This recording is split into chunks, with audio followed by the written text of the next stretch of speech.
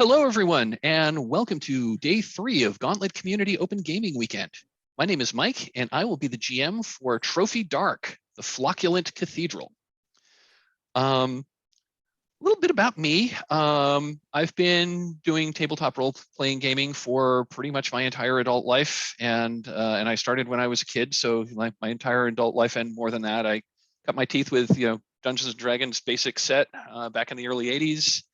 I've played a lot of D&D. I've played a lot of GURPS. I've played a lot of Champions. Played a lot of D&D of various editions. Played a lot of Pathfinder. Back in 2015, I kind of fell into the deep end of the indie RPGs and story game pool, and there's kind of been no going back. My first indie game was Dungeon World, and it kind of broke my brain in a good way. And those are the kind of games I've mostly been playing ever since. I still have a toe in the Pathfinder community. Still play it on occasion. But I play a lot of Powered by the Apocalypse. I play a lot of Fate, and I play a lot of what is currently my favorite role-playing game, Trophy. So this game is part of Gauntlet Community Open Gaming, which is a not quite quarterly mini con put on by the Gauntlet online role-playing gaming community.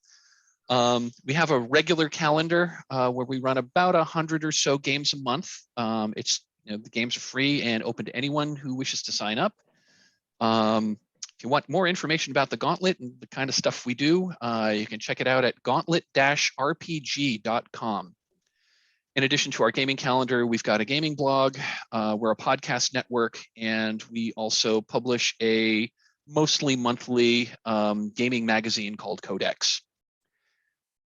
The game we are playing is Trophy Dark. It was written by Jesse Ross, and it is soon to be published by Gauntlet Press. Trophy was a game that was in some ways, I see Trophy as sort of like the Gauntlet signature game. This game was developed by members of the Gauntlet, heavily play tested on the Gauntlet, and was initially published in the pages of Codex magazine. They did a very successful Kickstarter about a year and a half ago, and they're hoping to finalize publication before the end of the year, although international supply chain issues may throw a monkey wrench in that. Hopefully. The first of the 3 PDFs for Trophy Dark, which is the original Trophy game, is out and is available to backers. So I'm going to be running the official version of the Flocculent Cathedral, which is from the pages of the final release version of in the Trophy Dark book. Let's see. That's enough. I've talked at you a lot. Why don't we go around the table and just if everyone wants to briefly introduce yourself. Oh, by the way, my pronouns are he, him. If you want to tell us your name, what pronouns you use, and anything you want to talk about your anything you want to say about yourself. Let's go clockwise around as I have you on my gallery view. Steph, would you introduce yourself, please? Hi, I'm Steph, they, them. I've been with the Gauntlet in their hemisphere about 2 years, mostly for podcasts, but this past month I've actually joined games. For the most part, my big thing that I've been doing is running a lot of The Between, which is another Gauntlet publication. So you could say I know them more for that than Trophy, even though I got into the Gauntlet because of Trophy. Very cool. I'm a big fan of The Between. I have not yet played it, but I'm very interested in it. I'm actually working on a carved from Brindlewood game myself. It was originally a hack of Brindlewood Bay, but now that The Between comes out, there's a lot of tech from The Between, so I'm in the process of a complete from bottom up rewrite of that. That game was called Naked City Blues, and it's a game about 1940s hard-boiled detectives in 1947 New York City. Anyway, Cameron, would you introduce yourself, please? Yeah, my name is Cameron, he, him pronouns. So this is my third Gauntlet Con. I've been a little involved with, the community on Slack. Haven't played any games outside of this, but mean to. But I've been playing and running games for probably, oh gosh, maybe 10, 12 years now. I used to have a group that we would film stuff and put things on YouTube for. That kind of went on hiatus when life became, people starting to have children and stuff like that, but still very actively involved in, lots of different role-playing games and the like. Awesome. Welcome. Glad to have you. Amanda, would you introduce yourself, please? Hi, I'm Amanda, she, her. This is my first Gauntlet Con. This is my third Gauntlet game, which is pretty exciting. I actually got to play a game last night with Cameron, and it was a lot of fun. Everything went a little wild. I got into the Gauntlet stuff through the Between because Steph is the Between GM. I love the Between a lot. I'm very obsessed with it. I'm in a ton of games. I don't really have anything to plug. I just like to play games. I'm in a Pathfinder game and a Masks game and a Earth Dawn game. I play a lot of Monster of the Week, run a lot of Monster of the Week. The Between. I just basically try and get into every single game I could possibly get into. And that's what I do. I love it. Fantastic. Glad to have you. Chet, would you introduce yourself, please? Hi, I'm Chet. I use he, him, or they, them pronouns at your leisure. This is my first GCOG that I've participated in, but I've been in a couple Gauntlet games this past summer. Recently, a quarterly run of Wonder Home that was so fantastic, and I immediately bought the book, and I'm running it for my other gaming group because it is just such a beautiful game. And yeah, that was my big introduction into the Gauntlet as a community. I've been listening to the podcast for a while, but I'm stoked to play some more games. I have a weird, like, morbid fascination with the horror genre, both as games and in other media. And I'm like, when I saw the trophy Kickstarter, I think that was when I first came across it. I was like, this is compelling in like a disturbing way for me personally, and I'm interested in it. So I'm excited to play. Well, welcome. I'm really glad to hear that. So cool. So Trophy Dark. Trophy is the first of the family of rooted in trophy games. Trophy Dark is a rules light, dark fantasy, supernatural / psychological horror game. This game has the trappings of like a fantasy wilderness adventure. And in some ways, a lot of people think that Trophy Dark is sort of like it's a deconstruction of like a D&D wilderness adventure. The elements are there, but they're mixed up differently, and they're kind of presented in a different order. And it's also, Trophy Dark also kind of like turns the premise of your typical fantasy adventuring party. You are going to be a fantasy adventuring party that's going into the woods to try to find treasure and possibly fight monsters. The difference here is this is not an adventure game. This is a horror game.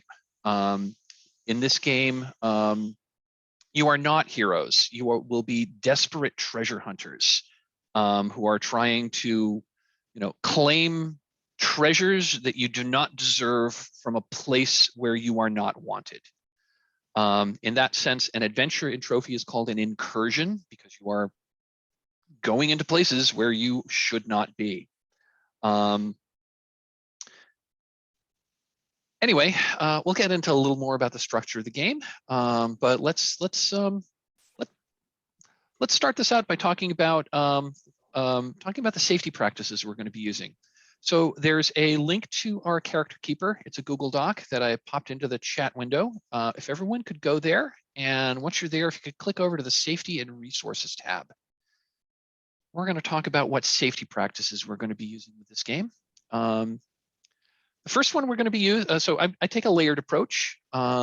So the first one we're going to be using is called, we're going to have a quick CATS discussion. CATS stands for concept, aim, tone, and subject matter. And it's the elevator pitch of the game.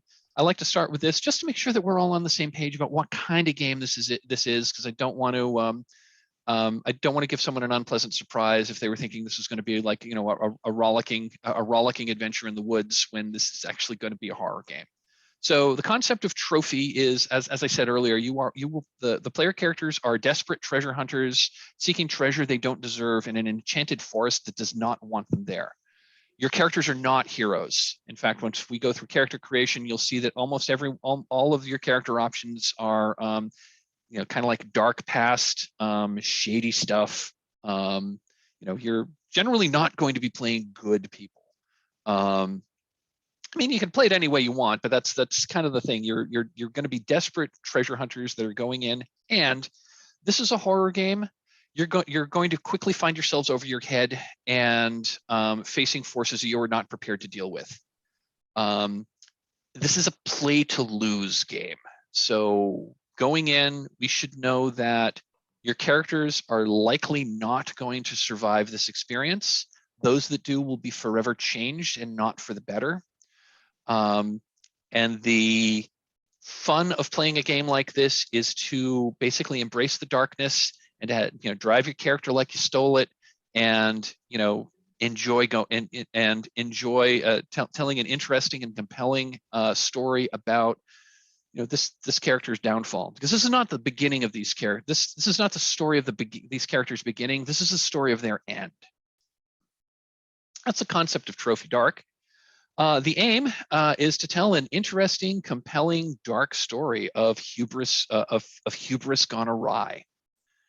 Again, we'll be going in some dark places. We'll be seeing some disturbing stuff. The tone of the game is going to be serious. I'm going to try to punctuate it with moments of beauty, and we may have some moments of like light humor, light relief, but I don't want, let's try to keep the Monty Python jokes at a minimum. Because I'm going to try to go for a serious tone here. If this were a movie, it would definitely be an R-rated horror movie.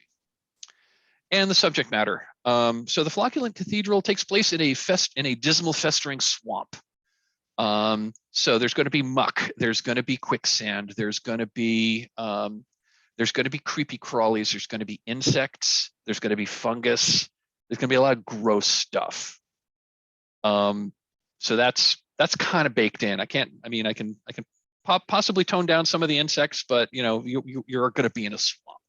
So that's concept, aim, tone, and subject matter of this game. Does anyone have any questions?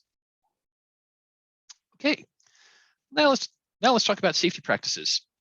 We're a bunch of strangers or near strangers that are getting together over the internet to play a game, and the purpose of this game is to have fun.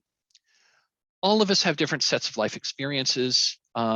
What might be a subject that is perfectly okay for you to discuss, I might have some major problems with it, or I might have some trauma surrounding it, and that might not be a safe thing for me to talk about.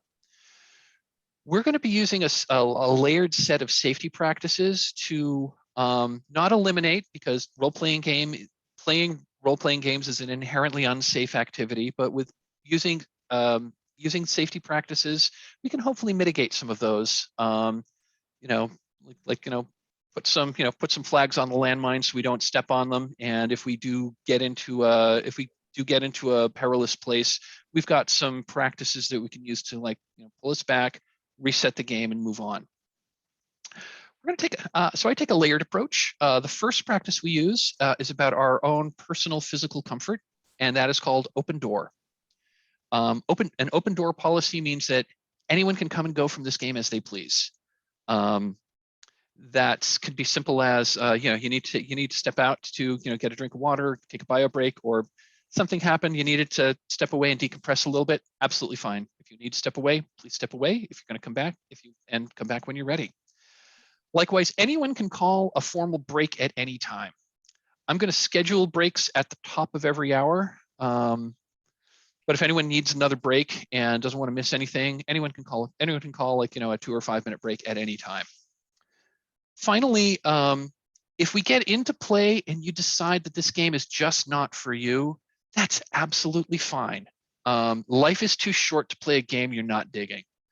In that case, yeah, just let us know that, that I'm not, this game isn't for me. Have fun. We'll see you later. And our reaction would be, cool. Thank you for playing. I hope we get to play again something different in the future.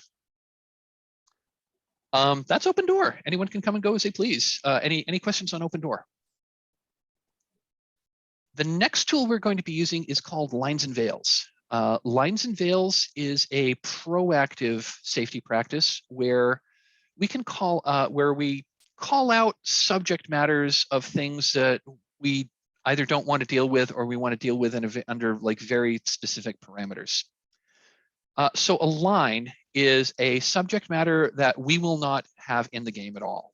I won't bring it up. The other players won't bring it up. It's just not going to be there.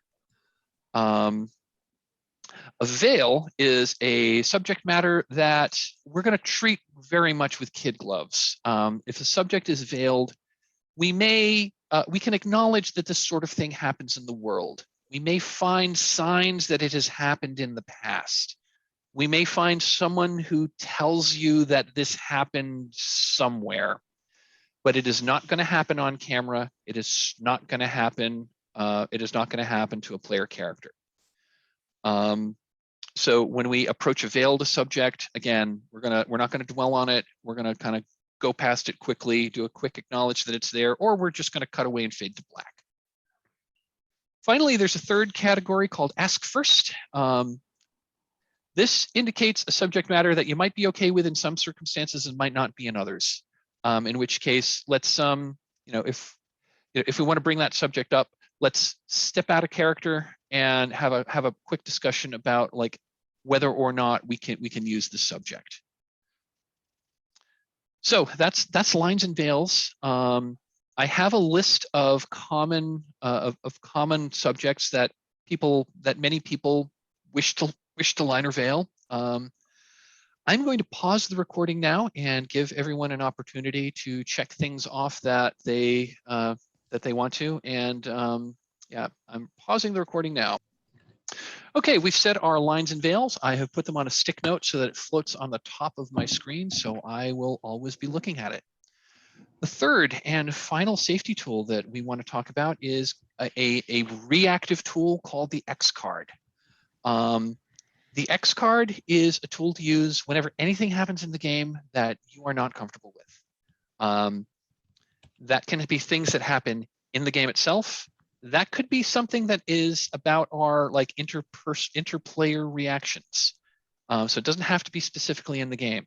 So for example, yeah, so if anything happens in the game that you're uncomfortable with, you can say X card. You can say, whoa, we need to take that out. We're on video, so you can make an X gesture that we'll all see, or you could put something in the chat, but I don't look at the chat quite as much as I look at the others, so saying something is probably best. When you X card something, you don't have to tell us what it is. I'm sorry, you don't have to tell us why, but you do have to tell us what it is so we know what to take out. And then we'll pause. So when you invoke the X card, we will pause the game. We'll have a little chat to figure out what it is that we need to what it is we need to either take out or change about our gameplay, and also how far back we need to go to like rewind the scene to replay things out without the objectionable content. And you can X card anything. If I've introduced, like for example, if I've introduced an NPC that is the name of a problematic ex of yours, X card it.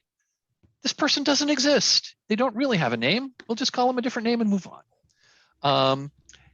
If we've introduced plot elements that you're not comfortable with, or you just really don't want to go, or someone introduces something that you find is very much off tone of what we've previously established, X card it. We'll back things up and we'll change things. In the interpersonal side, if someone is consistently getting your name or your pronouns wrong, or if someone is talking over you or interrupting you, X card that, and we'll have a and we'll discuss this like decent and reasonable human beings to address problematic behavior. Two other things I'd like to point out about the X card. If in our enthusiasm of play, anyone notices that we are approaching a line or a veil, please X card it. I try really, I mean, I consider lines and veils to be sacrosanct, but at the same time, I've sometimes, especially if there was a line or a veil of something that was in a published adventure that I was running, sometimes I might take my eye off that ball and we go in a direction I shouldn't have. Please X card. We'll change things and move over and move forward. The other thing I want to talk about the X card is if something's come up and you're like, I don't really like that, but whatever. And we go on and it comes up again. You're like, I still don't like that, but whatever. And we go on. It happens a third time. It's absolutely fine to X card something that you let slide in the past. So even though may have introduced something before, if you don't want to deal with it anymore, we can X card it then. So don't feel that just because you've let something in the game that you weren't super happy about in the past, that doesn't mean you can't X card it moving forward. Any questions about the X card? Fantastic. This isn't exactly a safety tool, but this is where I like to talk about it. Finally, in case something happens to me, whether it means I lose my internet connection or, something happens in my house that I immediately have to deal with. If I disappear and don't come back for 10 minutes for some reason, assume the game is over and take the rest of your day. I wish I could say I've never had to use that, but I have lost. There have been a couple of times where I have totally lost, where I've lost internet and or power during a game, and it didn't come back, so the game had to end abruptly. So hopefully that won't happen. But again, if I'm gone for 10 minutes and I don't come back, assume the game is over. I'll try my best to contact you as soon as I can via another channel, like my smartphone or something like that. That is safety tools. Any questions? Fantastic. All right. So I know I asked at the beginning of the game whether people had played Trophy before, but I'm going to ask one more time because I don't remember what your answers were. Have folks played Trophy before? No. Okay. Awesome. I've played Trophy before, but I ran it. Amanda did play Cthulhu Dark the other day, so that's similar. That's similar. So Trophy is a game by Jesse Ross of Hedge Maze Press. And yes, it is based heavily on Cthulhu Dark. So if you played Cthulhu Dark, it's very similar. It's also pulled in a few mechanics straight in from Blades in the Dark, most notably the Devil's Bargain mechanic. So if you've played Blades or Blades in the Dark or another Forged in the Dark game that uses the Devil's Bargain mechanic, that's going to look very familiar. So in Trophy, you will be playing desperate treasure hunters that are seeking fortunes in dangerous places for reasons known to you. I'm going to give you just a very brief overview of Mike, you're breaking up.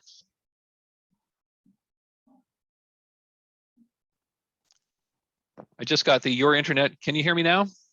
Yep, Yeah. you're back. Okay. Yeah, you're roboting for a second. Got it. Yeah. Yeah, I went like just as you said that, I got your internet connection is unstable warning. Okay, so where was I? So Trophy Dark is like I said, this is a supernatural and psychological horror game. This game is structured. So I'll talk a little bit about how the game is structured first, then I'll talk a little bit about the rules that'll hopefully give you just enough information to make decisions about your character.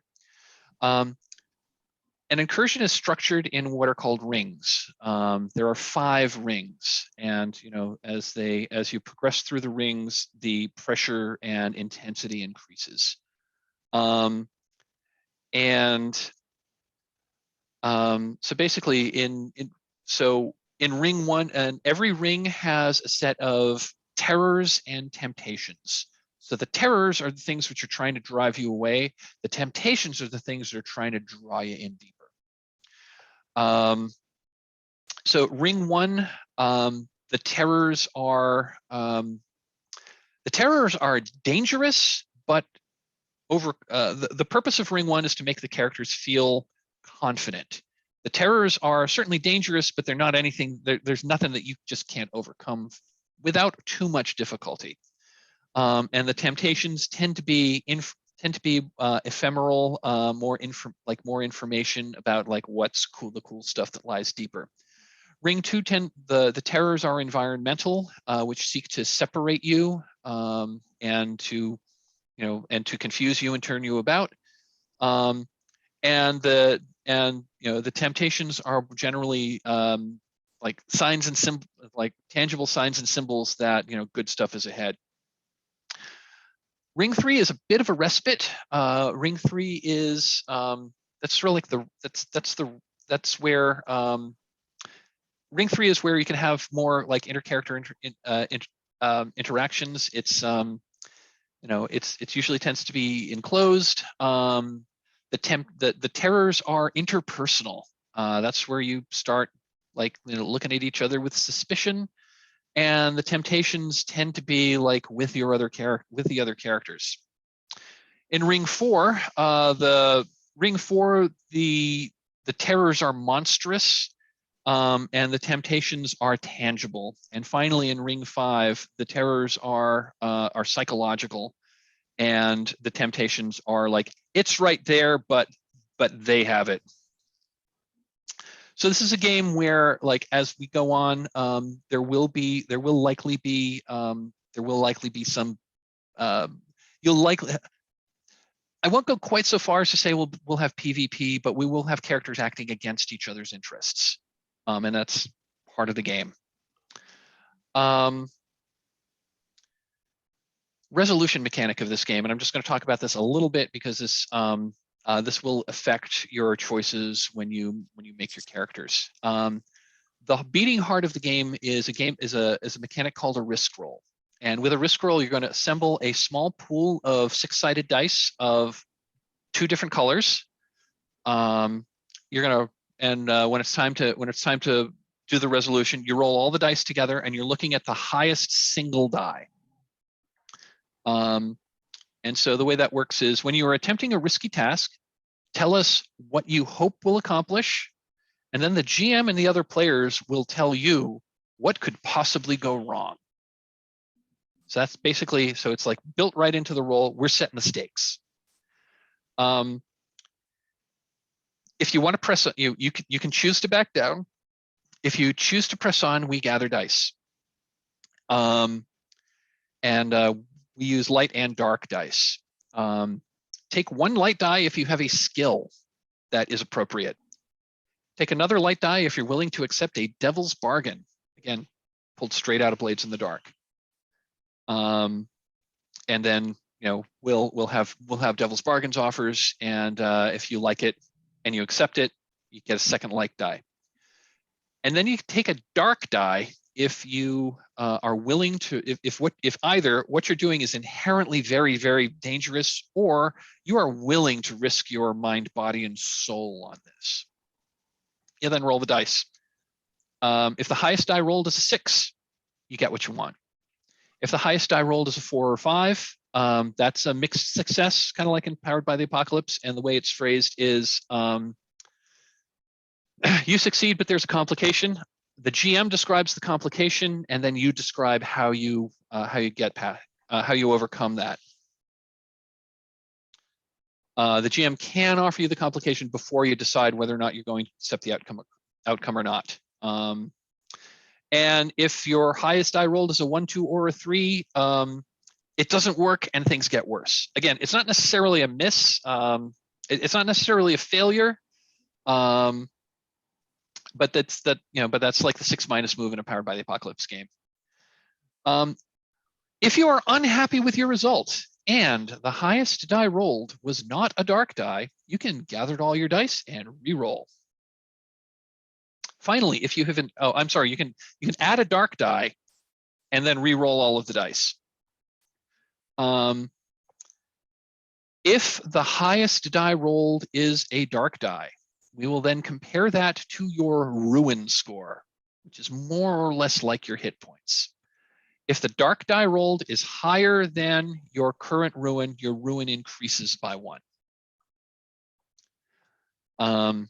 That's the primary mechanic. We've got a couple of other dice mechanics that we'll talk about when we we'll talk about when we encounter them in the game, but that's really it. So again, it's 1 light die for having a skill, another light die for accepting a devil's bargain, and then a dark die if you're willing to risk your mind, body, or soul, or the GM tells you this is so incredibly risky you must include a dark die. So that's the main resolution mechanic, and knowing that, you kind of need to know that in order to figure out what your choices are. So click over to your characters tab. Let's kind of walk everyone through character creation. So I am actually going to pause the recording here because watching other people make characters is not particularly interesting, and I'll resume the recording once we have a cast of characters. And we're back. We have created characters. We've taken our first break. And so now let us introduce our characters. Let's go left to right in character keeper order. So Cameron, would you tell us about Ariel? Yeah, so I pictured Ariel as long ago had been a miner, just out doing like digs and stuff like that. But as time gone on, he started to kind of find more strange and interesting things that brought him out of that. Also probably get him a little bit of money on the side. So he shifted himself to be more focused on these fascinating jewels and antiques that he found. And I think in the most recent years he's had this vision of this like gorgeous jewel that he knows is out there. His drive has finally pushed him to like, he's got a feeling that he's on the right path, and he's found a group to go out and dig for it because he knows it's just around the corner. He's got to find it, and it's become his like main focus.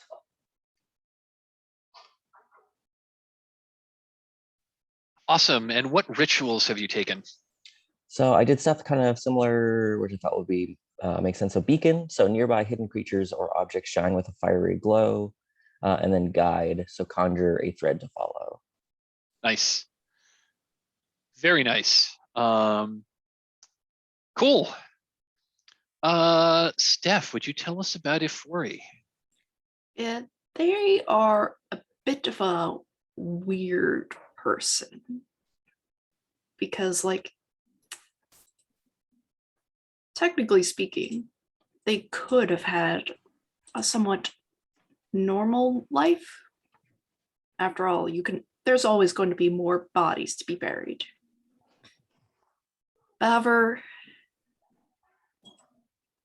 they wanted a bit more, and they will do anything to gain power and that sort of thing. And whether current tasks, that sort of came to them in a dream, is this image of a fountain overflowing with water. Now they seek to rebuild it, to make it come true. I love it. Fantastic. And what rituals did you take? Oh, I took clay, which allows me to rearrange and reshape inanimate material, and silence, which is basically, as said on tin, I create silence. Fantastic. Amanda, would you tell us about Gwynnifer? Gwynnifer is a medium. She was being trained by the Medium Society, and she got kicked out for not following the rules. So now she just kind of goes around and tries to get as much treasure and whatnot as she can. In this case, she is trying to locate that jewel that haunts Ariel's dreams. I kind of get the idea that she probably gleaned it from him, somehow. Being a medium, maybe some spirit said, oh, well, he is looking for this and blah, blah, blah. And she's like, well, I want it first.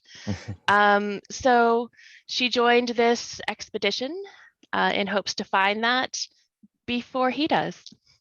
But she hasn't told him that. She's pretty much saying, yeah, let's go find your jewel. It'll be great. I was thinking maybe I don't know if this sounds good to you. Maybe that at some point he had come to Gwynnifer to like help me figure this out, this dream, and then it's kind of become a, yeah, she's I also love like that. picked it up or something like that. Yeah, I love that. That's instant drama. I love it. I love drama. And Chet, would you tell us about your character and how do you want to pronounce that?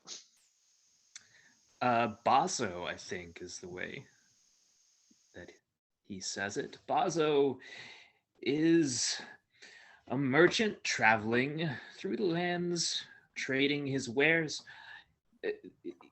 He has spent many years doing this, but he always is, in his mind, is dwelling on his past, where the orphanage that he was raised in, overworked. It was essentially child slave labor, always mistreated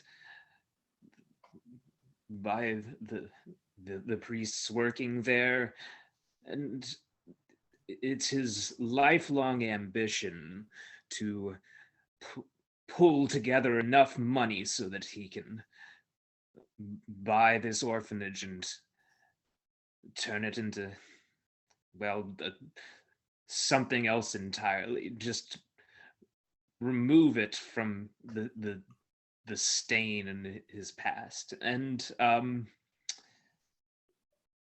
if he needs to tell a few half-truths and put a sheen on a few baubles in order to sell them, then this needs must, as it were. His rituals. Mirage, put an illusion on something that is only noticeable as fake when it's closely inspected, but you don't need to look at it too closely, of course. And numb, reducing sensation within a creature. He, of course, picked up such small magics when in his childhood it came in handy. One thing I'm going to note, and I didn't notice this earlier, I would have pointed it out. In the lore of the game, and we don't have to. I mean, we don't have to use this if this doesn't fit your character's concept. In the lore of Trophy, a mannequin is basically it's an animated. It's like it's basically a construct. So it's like an animated. So when you say but if you just want to say background orphan, that would be absolutely fine. Cool.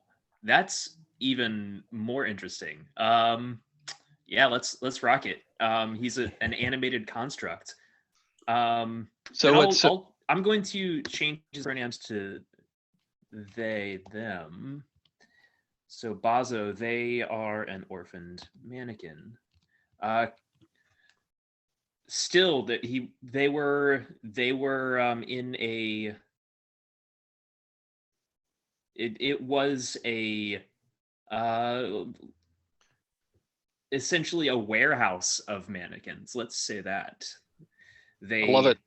They spent their early years in a warehouse of mannequins, still as essentially an indentured servant.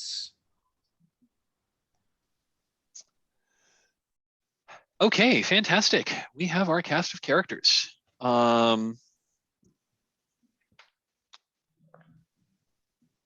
So let's give a little background. So I'm going to say the four of you, you've been, I'm going to say that the four of you had been, for whatever reason, you had been in the town of Fort Duhrin. which is kind of a rough and tumble place on the edge of the enchanted Kaldor forest. And we'll figure out why you were there. This is a place where people will venture into the forbidding and enchanted Kaldor forest. And you have heard rumor that deep within Kaldor forest is a dismal and festering swamp known as the Gloaming Mire. And normally you would not particularly want to be poking around a dismal and festering swamp. However, you have heard rumor, substantiated rumor, really good information behind this rumor, that deep within the Gloaming Mire is a lost cathedral to the saints that has been there for a long time and has been long abandoned. Who knows what treasures might be there for the taking? If we'd like to try to like tie this into your characters' backgrounds, Ariel, what is the name of does the jewel in your dreams have a name, or you just have an image of it? I pictured it just having like this image, but I think, I mean, if I don't know, I'm actually thinking now it might be interesting. Is there a name? Like, does the cathedral, like this area that we're going to, have a name? Because I'm thinking maybe it might be interesting to have it where it has a name that it maybe, if not the same, rings a similar bell, which is what maybe set him off on this path of going here. Yeah. So the Lost Cathedral is known as the Flocculent Cathedral because those who have glimpsed it have seen, because it's in the middle of a swamp. Flocculent basically means like covered with moss, and this ancient structure is, it's deep in a swamp, and it is now just covered with moss. It's still beautiful, and it's still a place of grandeur and beauty. It's decayed grandeur and overgrown beauty. I can pose this if you'd like, that perhaps you had in your I'm just posing this. If you don't like the story element, please do something else. A possibility is that in your research, try to figure out what this jewel is. Maybe you found a reference that it was once seen in the Flocculent Cathedral. So perhaps maybe that's your impetus to go there. That if it's either not there now, you may find clues as to where it could be. Does that sound good? If not, yeah, I was thinking maybe even there's images in the dream of like a mossy plinth that this jewel sits on. I love that. Yeah, I love that. That's actually even better. You had images of the jewel on a mossy plinth inside a inside a room of, like, you didn't get a great look around it in your dream, but yeah, it's on a mossy plinth in an interior space. I love it. Cool.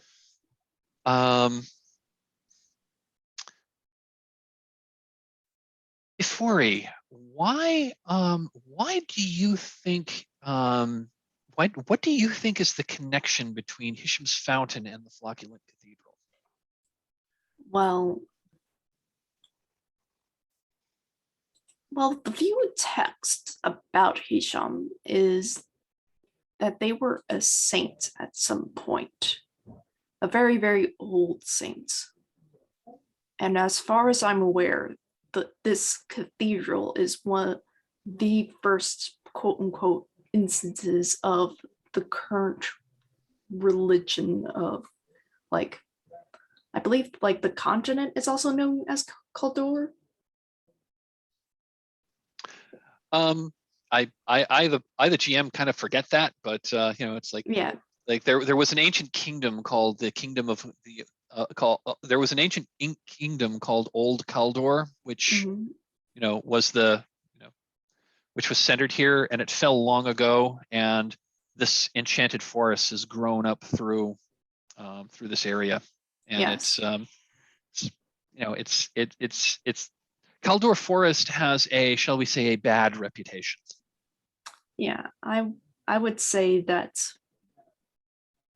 in my mind, I could find sort of the original designs for this fountain there. And so Hisham was a saint. Yes. What was Hisham a saint of? Hisham was a saint of, well, I'm going to say water and good fortune. I love it. Just like sort of this idea of rain, and like it rains and like crops grow and that sort of thing. Nice. I love it. Amanda, what had drawn Gwyneth, like how was Gwyneth in the fortified town of Fort Duhrin? Was she already there and that's where she met Ariel, or did she travel with Ariel to here? What, just want to get a little background as to why you were here and why you're joining this expedition. I feel like she probably joined Ariel in the previous town that he was in. She kind of just travels around trying to make connections, doing fortune telling and whatnot to make money. And she was probably in whatever town they were in before this. And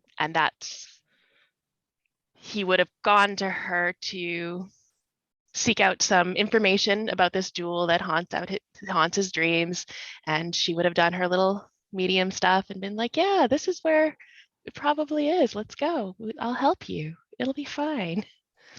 Fantastic. Oh, and by the way, I love the image you found.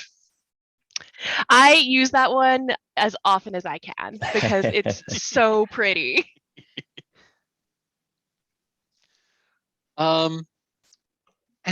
And Bazo, what brought you to Fort Duhrin, and why, and what is drawing you onto this kind of ad hoc expedition into the forest and then into the Gloaming Mire? Well, everyone knows that religious relics sell extremely well. My wares are running a bit thin, so sometimes I have to do a little bit of procurement of new material to sell to collectors. And the cathedral, the tales are told of what has been abandoned there and simply lies in wait for someone to have the gumption to pick it up themselves. I love it. Fantastic. How did the four of you get together to form this little company to take on this expedition? That's a good question. Why don't I go around and ask each of you like a specific question thereof. So we've established in the fiction that Ariel and Gwyneth already knew each other, and you traveled to Fort Duhrin together. Ifori, how did you meet up with Ariel and Gwyneth? It was a slow process at first. Just happening to be in the same place time and time again. I think at one point they tried to run away from me. But Euphor was always there.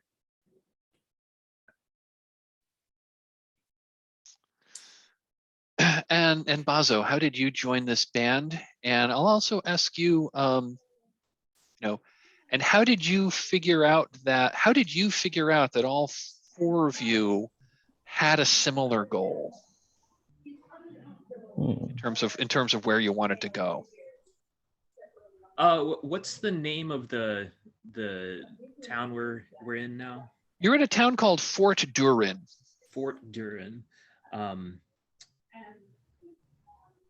Perhaps it was I had my stall set up in the Fort Duhrin marketplace, and something caught the eye of Afori. Perhaps it was a symbol of Saint Hisham, something I'd picked up in my travels and sparked a bit of interest.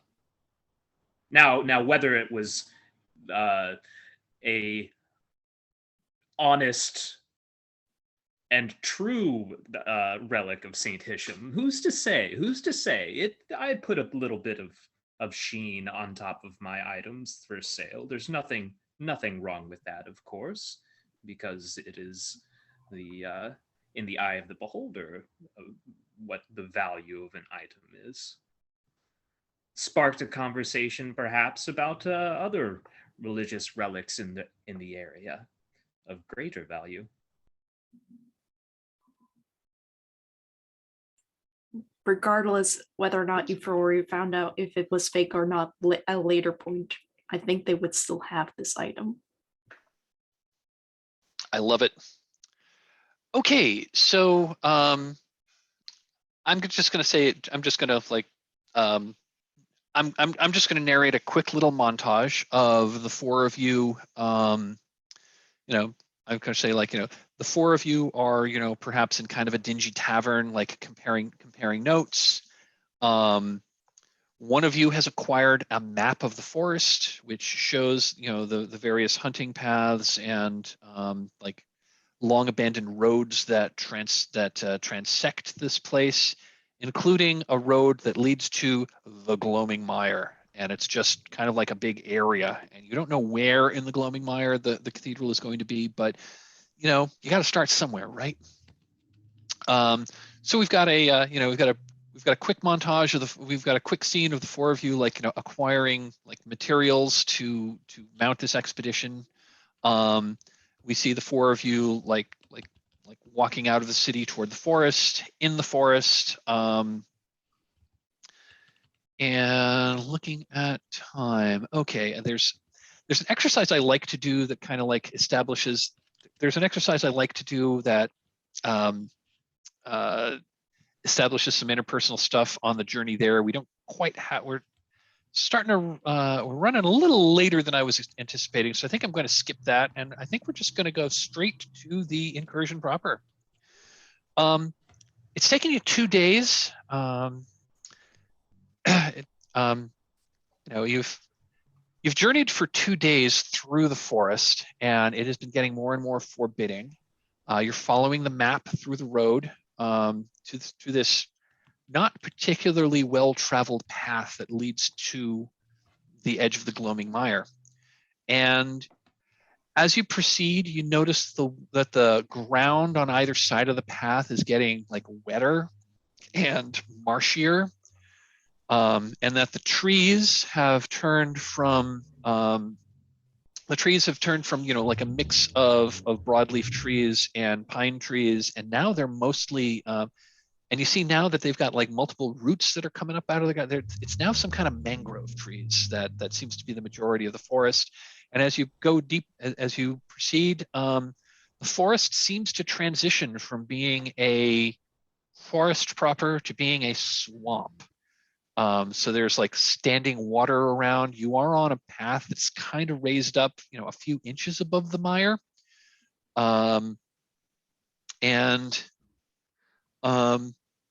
And yeah, this is a mangrove dense fen.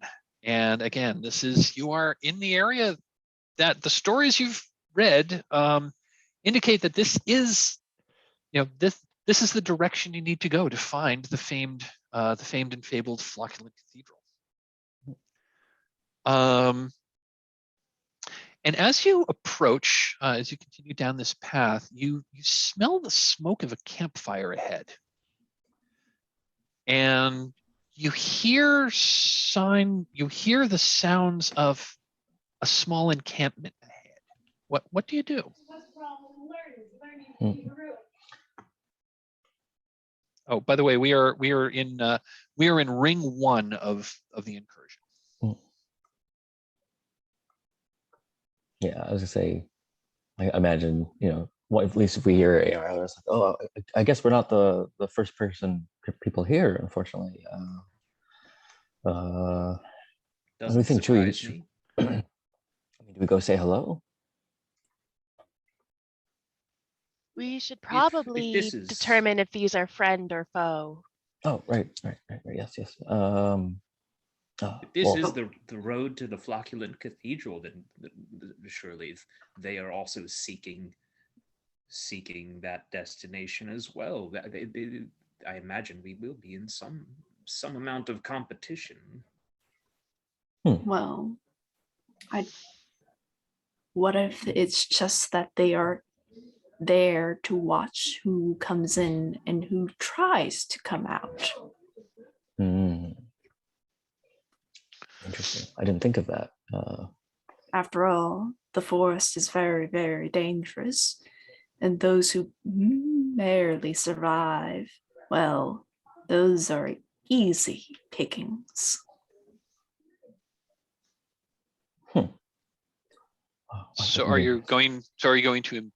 So you're relatively sure based on the smells and the signs, and you maybe catch a little of a glimpse through the trees that yes, there is an encampment ahead.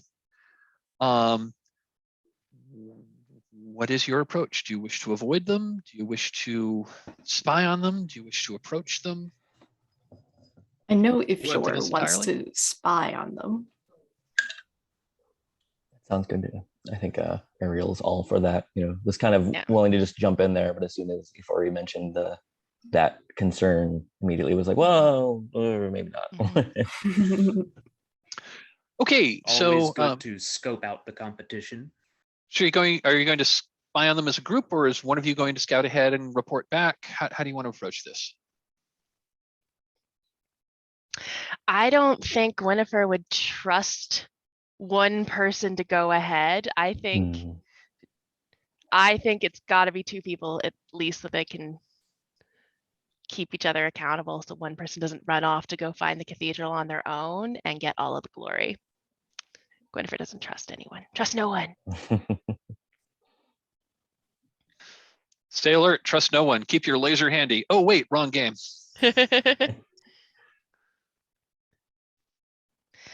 So who wants to go? So who's going off to spy?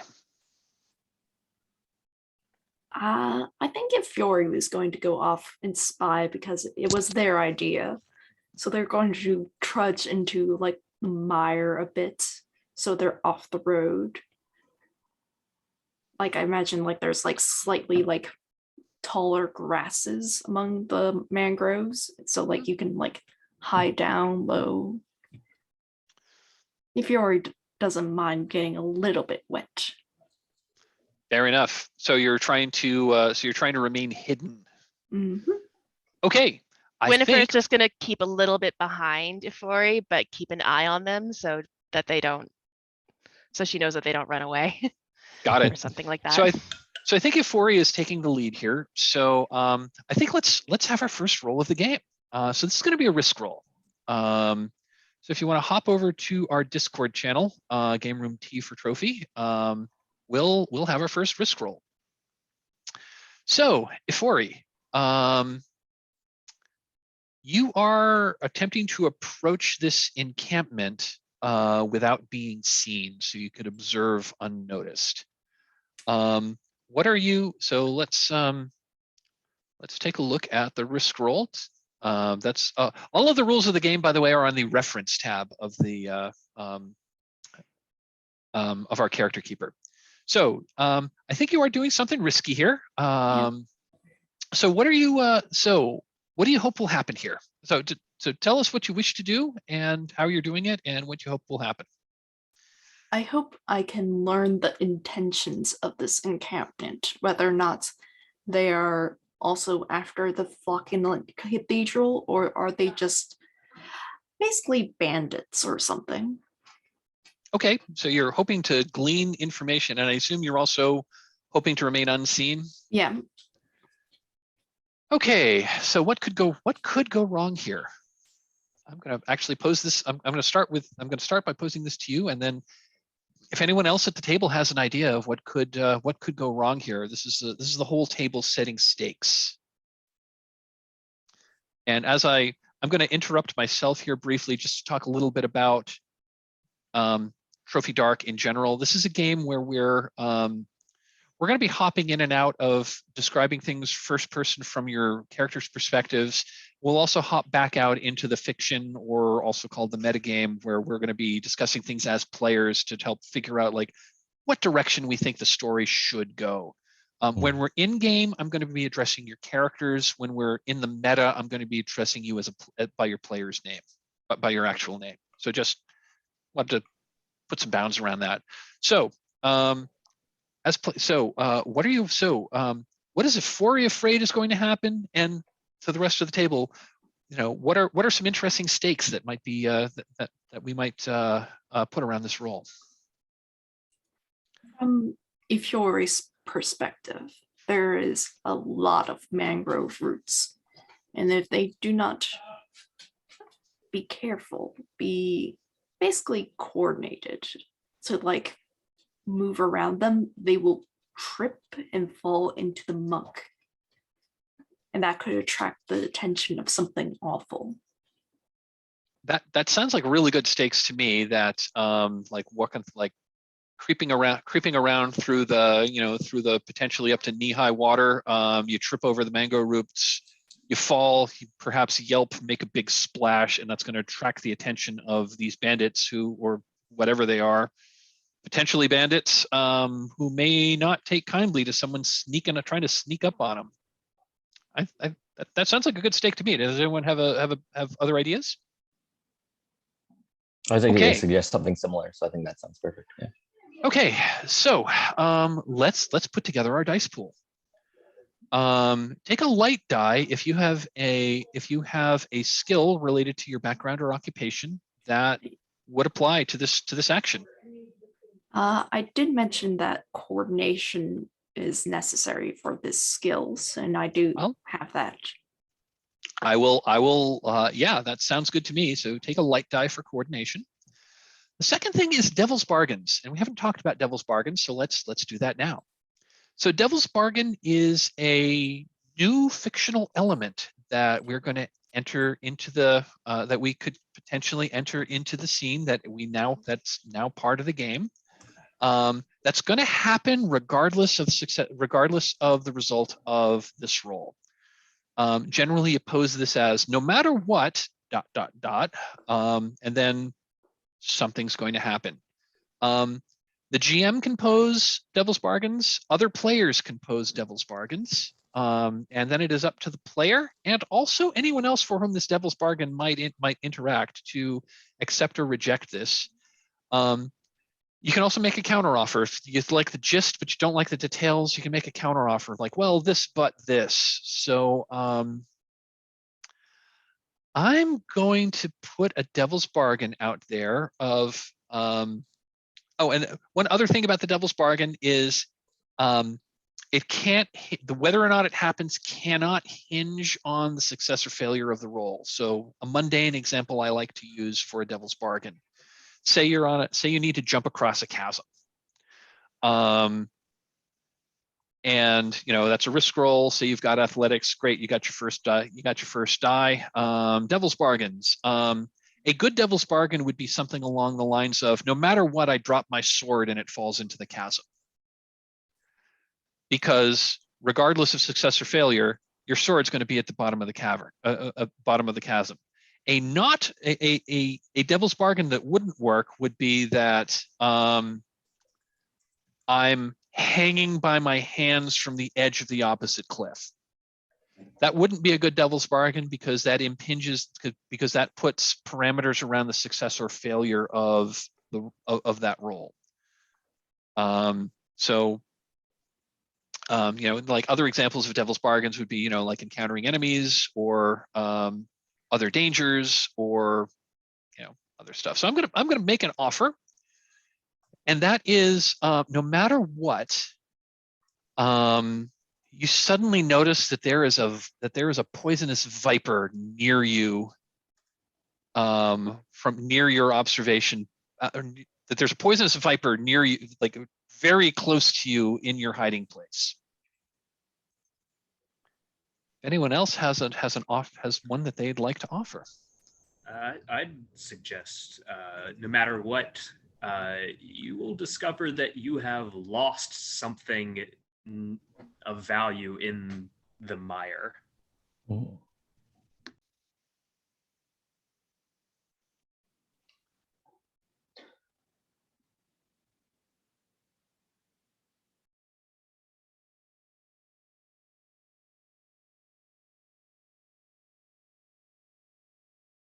Oh, Mike, I think you're muted. Anyone have another idea? I think Well, we got two possible devil's bargains on the table. Steph, do either of those appeal to you, or if not, that's fine. I think the viper appeals to me because, like, who knows? Maybe something even more worse than getting bitten by a viper might happen. Okay, so no matter what, there's going to be there's going to be some kind of poisonous snake that's right near you, and we'll figure out what happens then. Okay. So we've got a dice pool of 2 light dice. I don't think that this. I'm not going to require a dark die because I don't think what you're doing here is inherently risky. You can always add a dark die to improve your odds, although that also improves your odds of like your ruin going up. So if you're good with this, let's use the dice roller, and the command would be slash risk, and then there you go. Okay, you got a 5. That is going to be a success. You're going to observe. You are going to observe. Yeah, you're not hidden, and I'm going to give you a bunch of information about what's going on here. I think the complication is, with the devil's bargain. So on this, you're close enough. You're going to overhear. You can observe them. You're going to remain unseen. But yeah, there's this. But yeah, as you're there, just as you're starting to like get a good idea as to what's going on, there is like you realize just like inches from your arm is you seem to have startled some kind of poisonous snake, like a like an asp or a water moccasin or something like that. Ooh, water moccasin. Yeah, let's go with that. Which has which is poisonous, and you really don't want to get bitten by this. Now, and I'm going to say that you can probably get away from it quickly, but you can get a little bit of information and avoid getting bitten, or you're going to have to deal with a snake now. If you want more than that, I'm going to deal with the snake now. Now, the other thing I'm just going to interrupt. Now, from a game mechanics perspective, another thing you could do if you wished to. If you wish to add a dark die and re-roll and hope you get a 6, that would be a full success. I'm not going to re-roll because I want to deal with the snake. Because, like, snakes aren't what you would consider typical, like, creatures, like a vermin. Because, like, vermin is creatures that are a nuisance. And, well, I may not get the light die from, like, that skill, but that's how my perspective is. Okay. So I'm going to give you a little bit of information first because this was a success. So I'm going to say that so from your observation, and you have not been seen yet. This now that you're looking at first you think they're like a troop of troops, but now that you're looking at them, they're standard. their insignia are all mismatched, and their armor is all in not great shape. Their tabards are tattered. You can see that they had the insignia, that several of them had the insignia of the King's Guard, but they're like different units of the King's Guard. And there's a couple of them that have insignia of like some other military unit that wouldn't normally be around here. Their weapons are mismatched. They're not in great shape. And they also appear to be drinking. And you can overhear, you can't quite hear the words, but you can overhear that a couple of them sitting around the fire are singing some kind of song. And that's what you observe. And that's when you notice the snake is there. And I'm going to say, like right now, that snake looks like it's about to strike. What do you do? I immediately freeze up. I am like, because snakes, for the most part, they will strike at what moves. Like they can see, but if you stay still, they could like think like, oh, it's just a bit of water moving, or oh, this is a corpse that was just pushed by something else. So what are you gonna? So you're gonna basically try to remain perfectly still and hope the snake doesn't strike you. Yes. Okay, this is definitely a risk roll, and I'm going to say this one is inherently dangerous. So I'm going to require a dark die. That's fine. Let's build another dice pool. We definitely need a dark die. Do any of your skills apply? I would allow your dealing with snakes aren't technically. I mean, a snake is an unwanted creature. I'm going to say your vermin. I'm going to say your vermin skill would apply. Mm-hmm. All right. And Devil's Bargains? Devil's Bargains.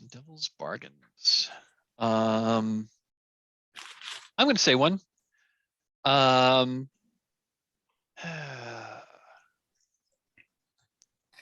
No matter what, in your dealing with the snake, the bandits notice you're there.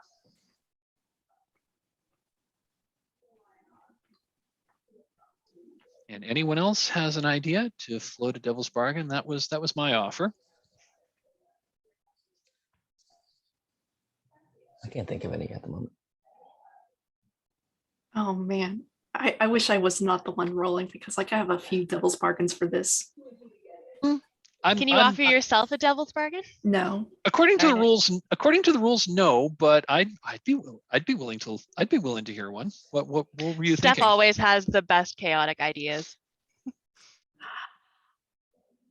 Because like I like the supernatural sorts of things, I will say that from now on, I'll be pursued by various types of snakes. That's pretty cool. I'm happy to put that one on the table. We'll call that a condition, and you would be, so no matter what, you'd have the condition pursued by serpents. I will take that, because I just like that. That's really cool. I like that a lot. I like that. That's really cool. Okay, so we have so we've got 2 light dice. I am requiring a dark die. Yep. So so the command would be /risk number of light dice. Yeah, it would be risk 2-1. Oh no. Okay, so this is a success. You cannot re-roll because your high die is a dark die, and if when the dark is tied with a light for highest, it counts as being dark high. 4 is also higher than your current ruin, so your current ruin does need to go up by 1. So this is a success with complication, and I think the complication is going to be my original devil's bargain, and that is And that is, and let's say this. I think the complication is you're not actually bitten by the snake. The snake strikes at you, but you're able to like move away quickly so that it bites at you, but it only gets like your clothing, so you're not actually bitten. But it's enough to cause you to shriek, and when that happens, to shriek in surprise. And when that happens, the songs from the encampment like stop, and several of them are now like looking into the forest in your general direction. Does that sound okay? Awesome. So I'm looking at the time. It's just past the hour. Let's take a 5-minute break here, and then we'll come back, and then I think we'll try to wrap up ring 1 and move the game forward. So I got 2 minutes. I got 2 minutes after. Let's come back at 7 after. Sounds good. Thank you. Okay. So what are the Gwynnifer, you were following Ifori a little ways, and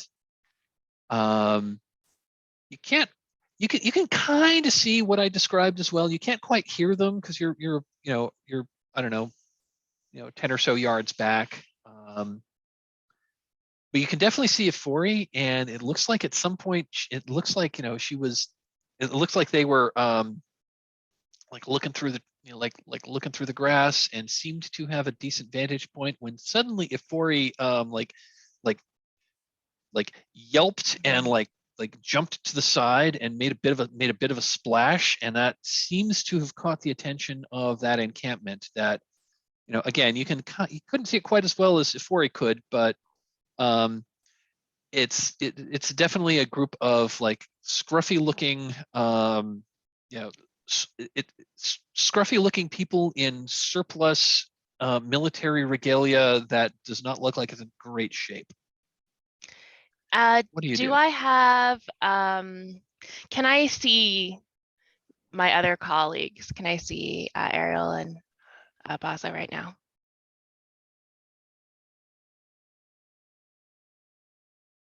Oh, I can't hear you. Is that me? I can't hear Mike either. Okay. It doesn't look like he's muted. No. Mike, can you hear us?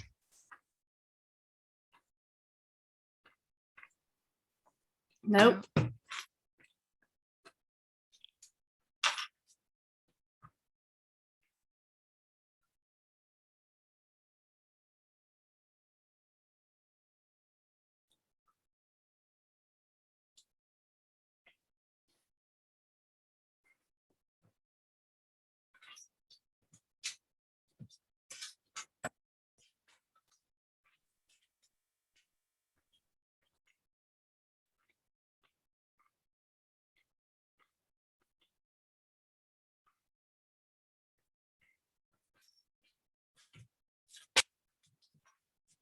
For the purposes of the recording, Mike just messaged that the battery of his wireless headset died and he's plugging it in. We're not just hanging here awkwardly. Not just. It's a combination. Yeah.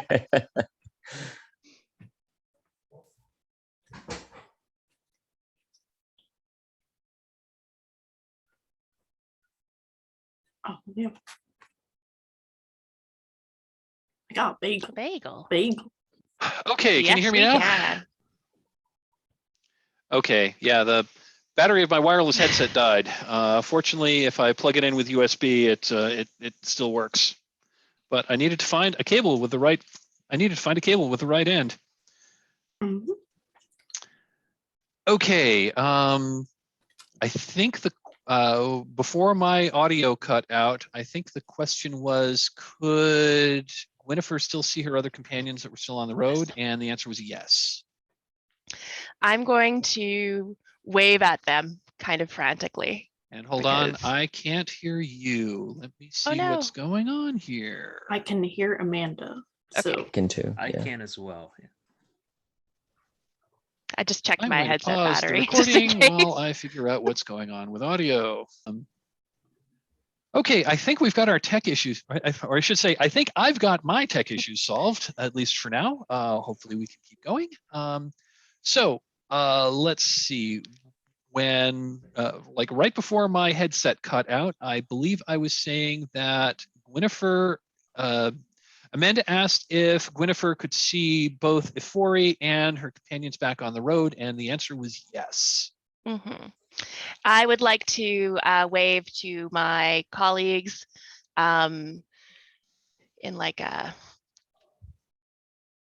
be quiet kind of way. Okay, you're making hand signals to your other colleagues and Yeah. you're beckoning them to come forward. Yeah. Okay, But I'm come also forward like into doing the the mire. shush and come forward. Yeah, so you're leaving the path and you're starting and you're gonna like wade through the water. It varies between like ankle deep and knee deep, but it's here at least it's not any deeper than that. Mhm. You do need to step gingerly because the bottom is muddy, it's slippery, and it's just and it's like full of like mangrove roots. Okay. But yeah, you're all together, and I think you're still sufficiently far from the encampment that they don't seem to see you. Ariel, what are you doing? Yeah, I think he kind of goes up to join and is like, Gwynnifer, what's is everything okay? Where did Afori go? I think I'm just gonna whisper and update him on the situation. And he kind of realizing his voice is even like a little too high at that time, kind of like pipes down a little and like sinks himself a little like further into the like his position of like, oh. And Bazo, what are you doing? Are you joining them? Or are you going to do something else? Did we hear a change in the noise coming from the encampment ahead? I'm going to say yes. You heard the sound. I'm going to say yes on all of you know this. You couldn't quite make out the words, but you could tell that they had been like singing. You could like make out the tune, and it was a vaguely familiar like drinking song. But you couldn't hear the words that they were saying. And yeah, after Ifori like yelped and made a splash, they stopped singing, and you can see enough that they're definitely like looking into the woods, and a couple of them seem to be gingerly making their way into the forest or into the swamp to see what might be out there. I think that Bazo hearing them go quiet is actually going to move forward on the path towards the encampment. They are a merchant, of course, so it's not unheard of a merchant coming to hawk wares, especially to travelers who may be in need of some small trinkets to. Okay, so you are openly approaching this encampment, or like Yeah, trying to draw attention to yourself, or you just kind of like gonna just kind of show up. I think I will make it a little bit known that I am here selling goods for reasonable prices. Fantastic. So yeah, I think let's keep the camera on Bazo for a moment, and you approach the encampment, and it's pretty much as I described. It's several tents. The tents are not in. I mean, they're functional. They're canvas tents that have been treated with oil.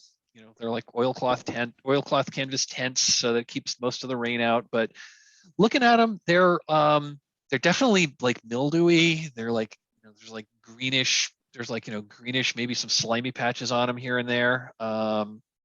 Seem to be functional, but It probably doesn't smell all that great. It's an encampment. I'm going to say there's about a dozen people. A dozen men and women, and again, they're all dressed in kind of like mismatched armor, military insignia, but again, mismatched military insignia. They don't all seem to be the same unit. It's all their armor and their weapons are not in great repair. Some of them are a little rusty. They all Sounds seem as to be. though they need some whetstones for sharpening the blades. And several of them seem to be like on the back edge, like looking back into the like that kind of transitional area as this transitions from being more forest to more swamp. You see on the other side in the direction you were heading, there's more and presumably deeper standing water. The trees are a little farther apart. So this seems to be, you're in the transition zone from when it goes from being a forest to being a swamp, and that's where their encampment is. It's raised up a little bit from the swamp. One thing, so the people in this camp, they're ragged. They're all pretty dirty. They're all, and again, their equipment is not in great shape, but strangely, they all seem pretty well fed. And there's a pot of something cooking over the fire. And I'm going to switch the camera back to Ifori. Okay, so this asp or this water moccasin like struck at you, tried to bite you, but its fangs did not penetrate your clothing. At the same time, it startled you. You yelped. You kind of like, jumped away. You made a bit of a splash, and that attracted the attention of the bandits. I'm just going to call them bandits because that's pretty clear what they are at this point.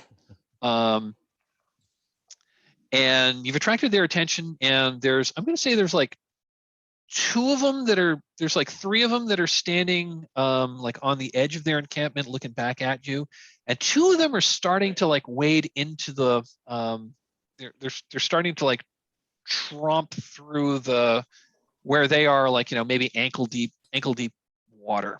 What do you do? I'm going to actually use one of my rituals, silence, so I can start booking it out of here. Okay, you're gonna make yourself appear silent to them. I love it. Yeah, so like when I go splash and they don't hear me, so if I keep out of their eyesight, I'm effectively invisible. Fantastic. Okay, let's put together a dice pool. I have rituals. You have the ritual skill, so you get a light die. You must include a dark die because you're casting a ritual. Mm-hmm. And Devil's Bargains. Oh, right, and I forgot to. I imposed. Oh, you already put that down. Pursued by serpents.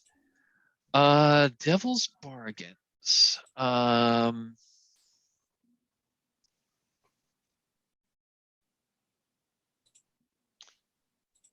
thinking.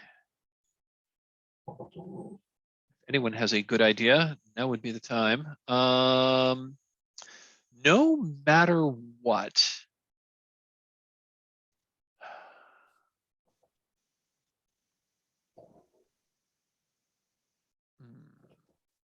What if just even though Euphoria will be silent, they'll leave obvious footprints? Mm-hmm. They'll leave so no matter what, Euphoria is going to leave an easily followed trail. Is that what you mean? Okay, I like that. That's absolutely a possibility. No matter what, it's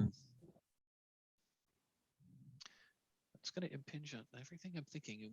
Isn't really a great devil's bargain because that would impinge on the success or failure of the ritual you're casting.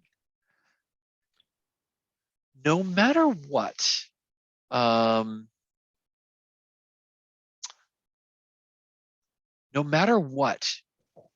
you're affected by your own silence spell, and you're not going to be able to hear.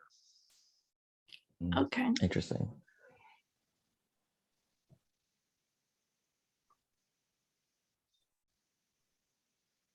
Anyone have another suggestion? No. Well, we got 2 on the table. I'm going to say no matter what, I'm infected by my own silence spell. Okay, That's fun. I love it. Okay, so let's do this is going to be, casting this ritual is going to be a risk 2-1.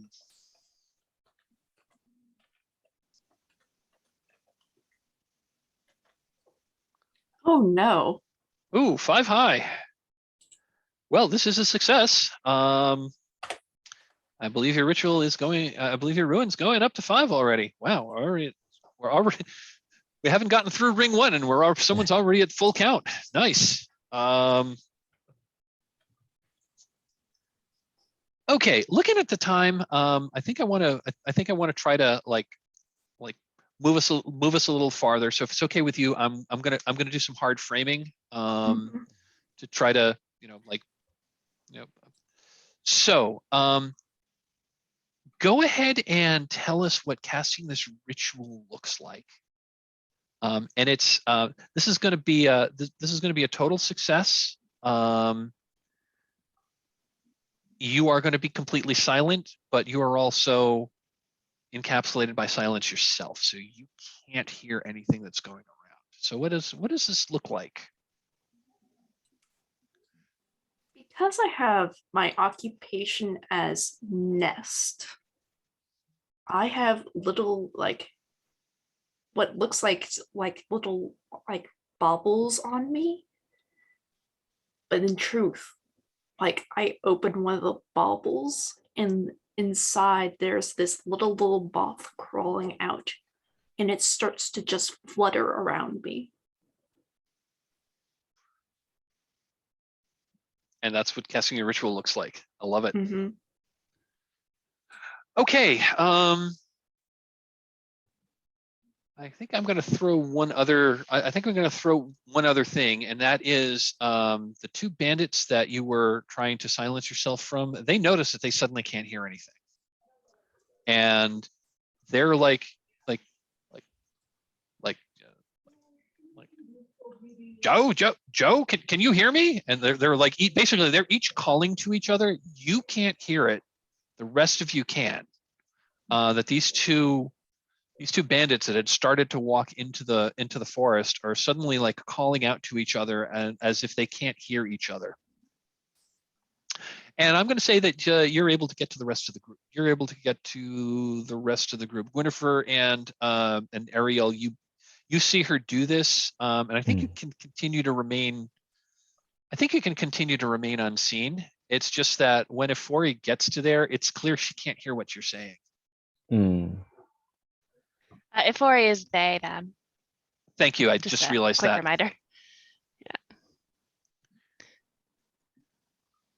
And I think, yeah, once Ifori gets to us, Gwynnifer is going to whisper, "What have you done? What is happening?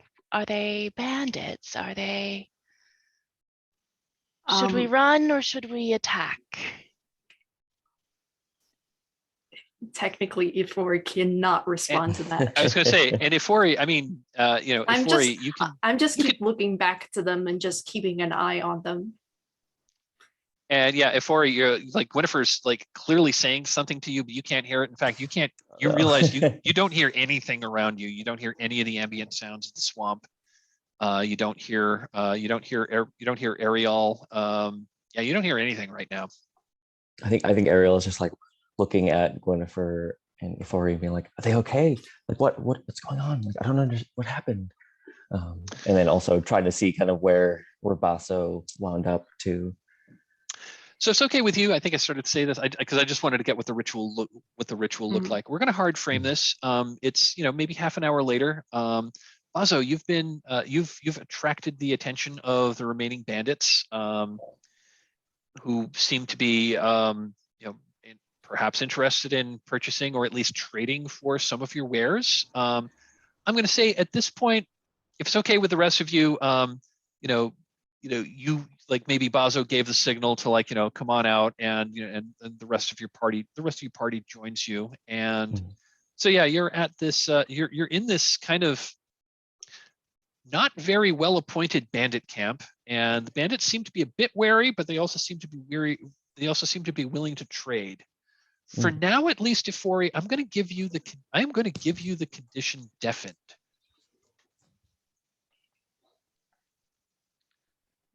And I think you'll be. I think the way that's just going to work. I think you're going to remain deafened for the remainder of Ring 1, but once we move on, that's when your magic dissipates. So that's just going to be a bit of a. That's going to be a.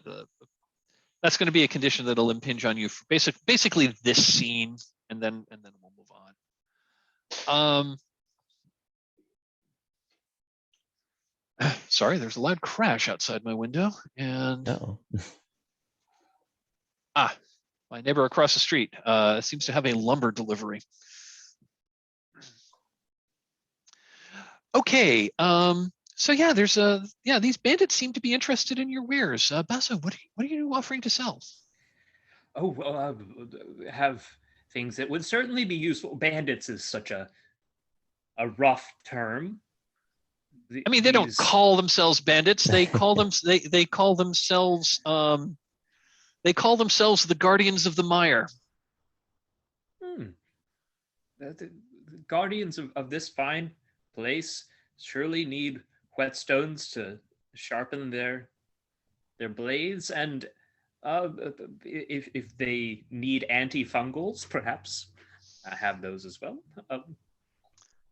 Seasoning for your stew, perhaps. What is it? What is it you're cooking there? And yeah, they've got like a big cauldron. I mean, there's about a dozen of them, give or take, in this encampment. Yeah, they got like a big iron kettle that's bubbling. It actually smells not half bad. They've got this like thick stew, although it's kind of green. It's kind of this greenish gray. And they stir it a little bit. It looks like there's like bits of meat of some sort. Looks like there are several chunks of mushrooms. You're not quite sure what gives it this like greenish tint. Maybe peas, maybe greens of some sort that they've accumulated or that they've gathered from the swamp. The leader explains to you that they are the Guardians of the Mire, and they are here to this person speaks in rather grandiose language, but they say that they are here to protect fools from themselves, to protect fools from going deeper into from going deeper in, because it's very, very dangerous. I think Gwennifer is going to straight up ask them about the cathedral. Oh, the cathedral. Where is it in this swamp? Where is it? Well, says one of them, I've never seen it, but there have been many who have gone deeper.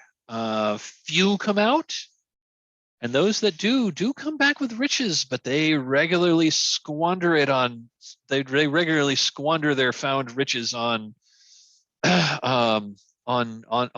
base and ephemeral things, and they always end up the worse for wear. And at that, several of them like glance at each other and they just start singing. And the words to their songs are, "Saint who spilled their blood for me, lain in flocculent reverie, I seek your flight upon my brow, I would be your trophy now. Chained within this dank domain, your relics all that I retain, all your teachings I avow, I would be your trophy now. This foul entombment of your will, I would not see you slumber still, no quarter to what men allow. Take me as your trophy now." I think Ariel gives them a little like. And they say, I haven't heard that one before. And it was to a tune. It was to a vaguely familiar tune. The tune's a little different. It's similar to a drinking song you all know, but the tune was just ever so slightly different. What I'm going to ask each of you in turn, after they've concluded their song, what of that tune reminds you of what your motivations are to go to the cathedral in the first place? And they may have had other verses, so don't hold yourself, because I just read it. You don't actually have this in front of you, but you know, like what bits of their song remind you of what you're seeking in the cathedral?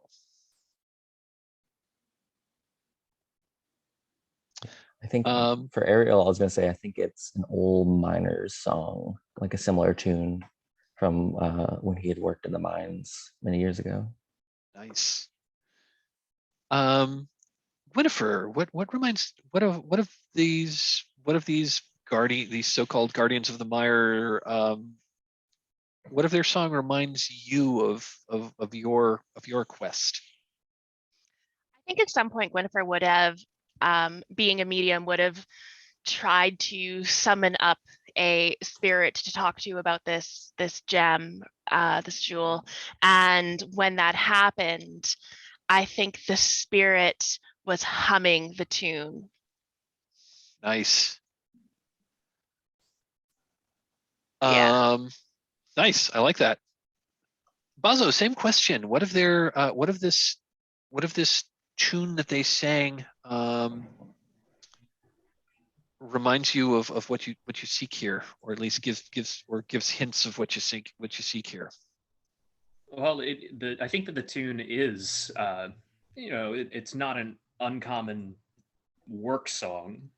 The words are different, but the tune is a familiar work song, and it reminds them of the songs that were occasionally sung when they toiled at various laborious tasks. Nice. And same question to Afori. If Afori could hear right now. Oh, that's right. I forgot. Afori can't hear. Afori can't hear the song, so I guess I can't. I guess I can't ask you that question. Well, I would say, but because as sort of the camera is on them, and Afori just can't hear, the audience can hear, and the next few verses is about this sort of spring that's going to be coming soon. I love it. So, so basically, so long story short, so after they've done this, they're strongly warning you against delving deeper, just because those that do manage to come out with riches, they spend those riches on ephemeral things, and they always end up worse. They always end up for worse. And we're here. We are here to guard the mire, and the mire provides for us. You should not go deeper because you don't know it the way we do, and the mire is a fickle mistress. Well, isn't that the goal? I mean, is it you come out here expecting? I shouldn't expect to walk in the park. There's not a little risk. I mean, everyone would just walk in and take the treasure, right? So why does it? I mean, I appreciate your concern, but I think it makes sense to me that you should understand that people are going to make their own choices in situations like this. I mean, you're not going to stop us, are you? When you say you're not going to stop us, are you? They say that, well, we are indeed the guardians of the mire, and let us say that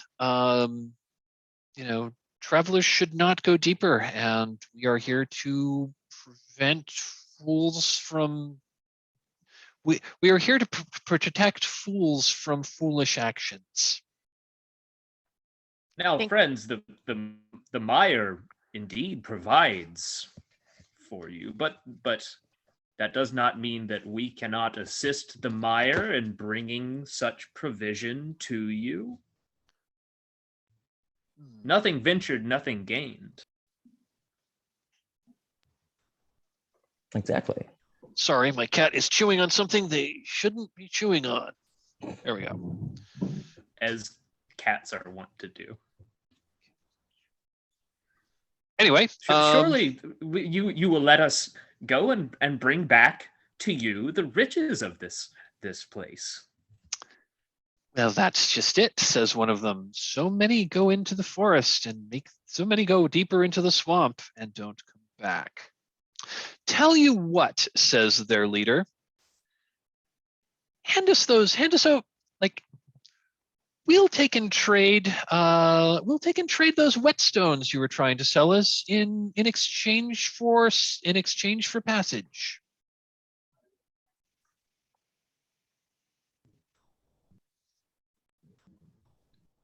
Oh, these, yes, these wonderful, fine sharpening stones. They will hone your steel to a hair's breadth and allow it to cut through with the cleanest cut. So assuming that you've got these trade goods to trade, they will actually accept like several of your best basically your entire supply of whetstones you had to trade. Because yeah, their swords and their axes and their spears, they haven't had a good sharpening in a while. And yeah, they will take that in. They will take that in trade to like let you go on your way. Do you accept this? Do you accept this offer, or do you want to press an issue? Well, the problem is they not might not actually have the best whetstones to be found. They have stones that, of course, could be used to sharpen a blade. Just in terms of like we're still on ring 1 and we've only got like 90 minutes left to the game. Let's just say they accept, if it's okay with you, let's just say that they accept this trade and you are able to go on your way. It's a little early, and I am a merchant. Yeah, there we are.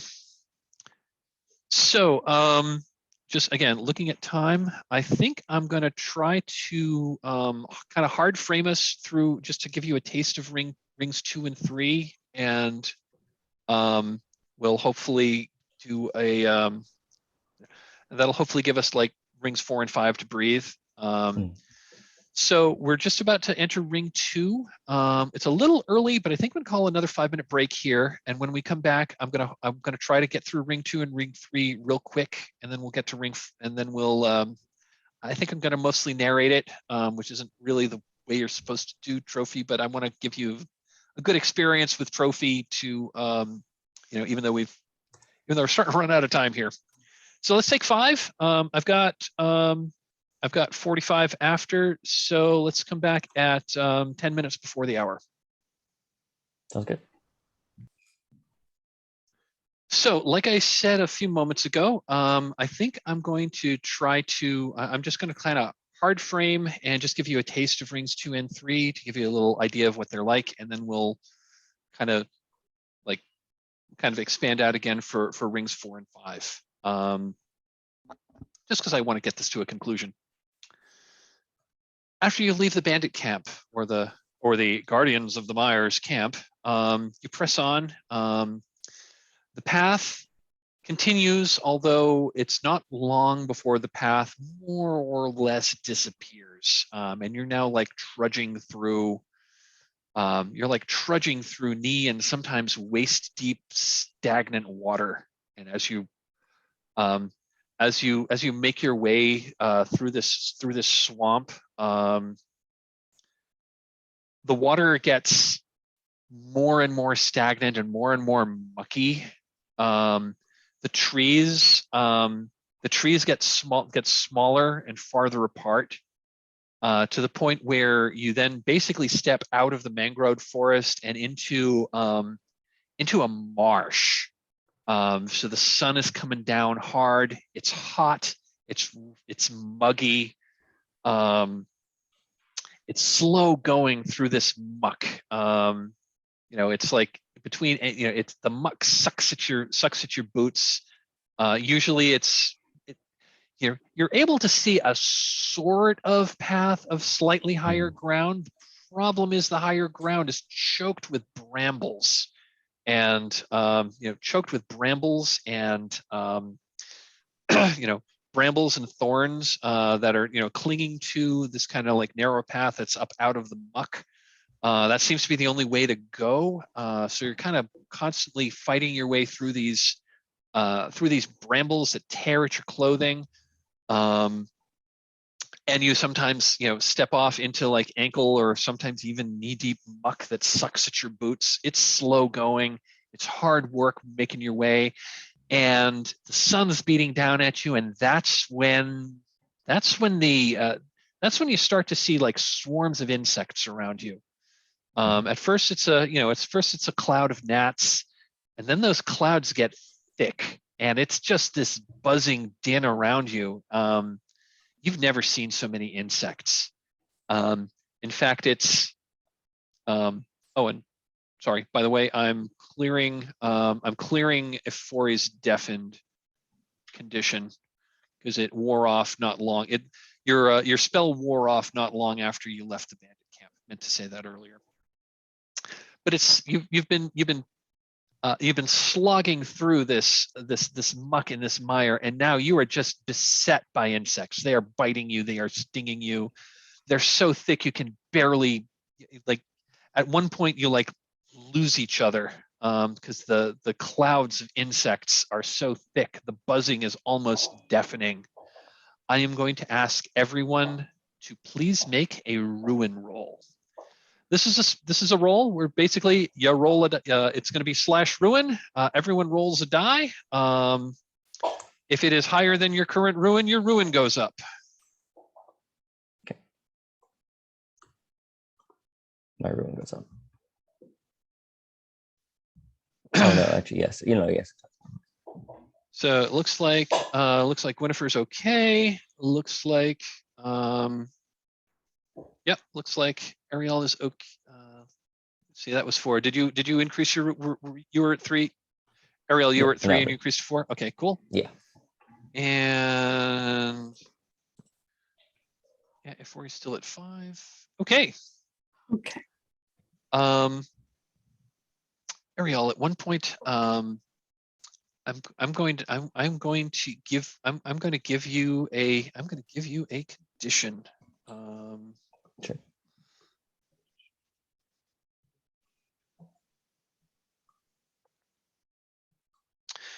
I am going to give, and this is where we may go a little bit into. Hold on, I just want to see this. We're gonna delve a little bit, if it's okay with you. I'm gonna delve a little bit into body horror here, and that is, and if this is not okay, we'll do something else. And that is, so as you're, at some point you get your, at some point you all meet up again. Ariel, you notice that you have, like, all of you have been bitten mercilessly, and you are all like, you're exposed, all of your exposed flesh, and even like under your clothing, you're just covered with insect bites. Some of them are like, and so all of you feel sickly. All of you feel kind of lightheaded, just because you've just been like, you've been literally, you've been eaten alive by these insects. Ariel, I will notice that one of these, like, it's like on your upper arm, there's one bite that's really swelling up significantly. And I'm just going to say, you can feel something move under your skin. Yeah, I think he's like coming out, like holding it, being like, oh God, insects! I hate insects! I hate insects! And I'm going to And give like, you the condition. There's literally something under your skin. gross. As Winifred's going to you, hold up a knife and say, "Do you want me to cut this out of you?" No, no, I'm sure I'm just imagining something. I think you see kind of just like the fear of like putting a knife into him. He's like, oh, no, I'm sure I'm just. It's we're all stressed. I'm sure it'll be fine, right? Very well. Puts the knife away. so at some point, the clouds of gnats dissipate somewhat. There's still lots of insects buzzing you around. It's not this like choking cloud of insects that beset you for like, the better, like more than an hour. It is getting later in the day. The sun's getting low. It's it's not, you're still you're still in a pretty wide open area, so there's still not a whole lot of shadows here. But one thing you are starting to see is there are, like following this bramble choked path, you do see periodically, there are shrines that have been set up along this path, to the various saints. I'm going to ask each of you to tell me, so these are effigies of the saints that are worshipped at the Flocculent Cathedral. I'm going to ask you to each tell me, you each see a saint that is a patron of, it's a patron of your profession or possibly your background. I'm going to ask each of you in turn, what is this statue, like who is this effigy of? It's a saint, it's saint who of what? And tell us a little bit about what this shrine looks like. Mazzo, why don't we start with you?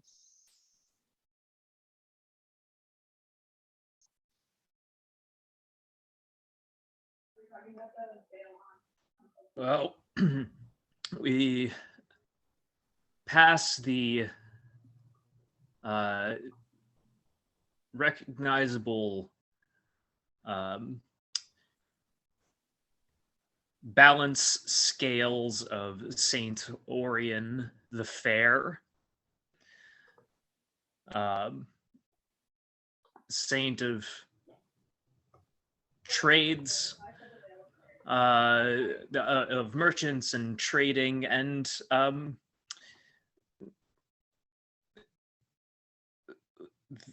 offerings are left to Saint Orion to ensure fair dealings. Now, you might notice that Orion does keep one thumb on their own side of the scales, because the fairest deals are the deals that, well, sometimes you need to make a deal a little bit more fair for you, let's say. I love it. Ifori, what is a saint that what is you see what is one of the shrines to, what's a shrine that's what is one of the shrines that you see? I'm sorry, I have problem with words this morning. It's Saint Nima. She's a saint of little creatures and mothers, the epitome of the home. But for Ifori, like, their occupation is the nest. It literally means you take things upon yourself and you store it within yourself. So the saint is very reminiscent of that. you can see like by the saints that there's little like squirrels and little creatures by your feet. And she's holding out her hands.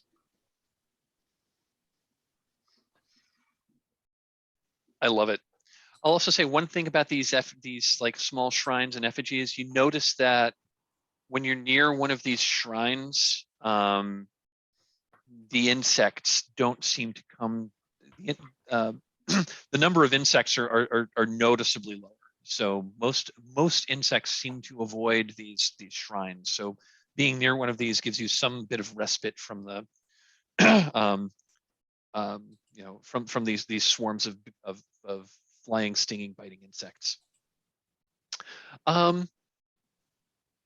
Whenever I will ask you the same question. There's you pass on the path. You pass an effigy of a saint that is related to you in somehow. What is the saint? This is Jadora, the patron saint of the undead and of stories.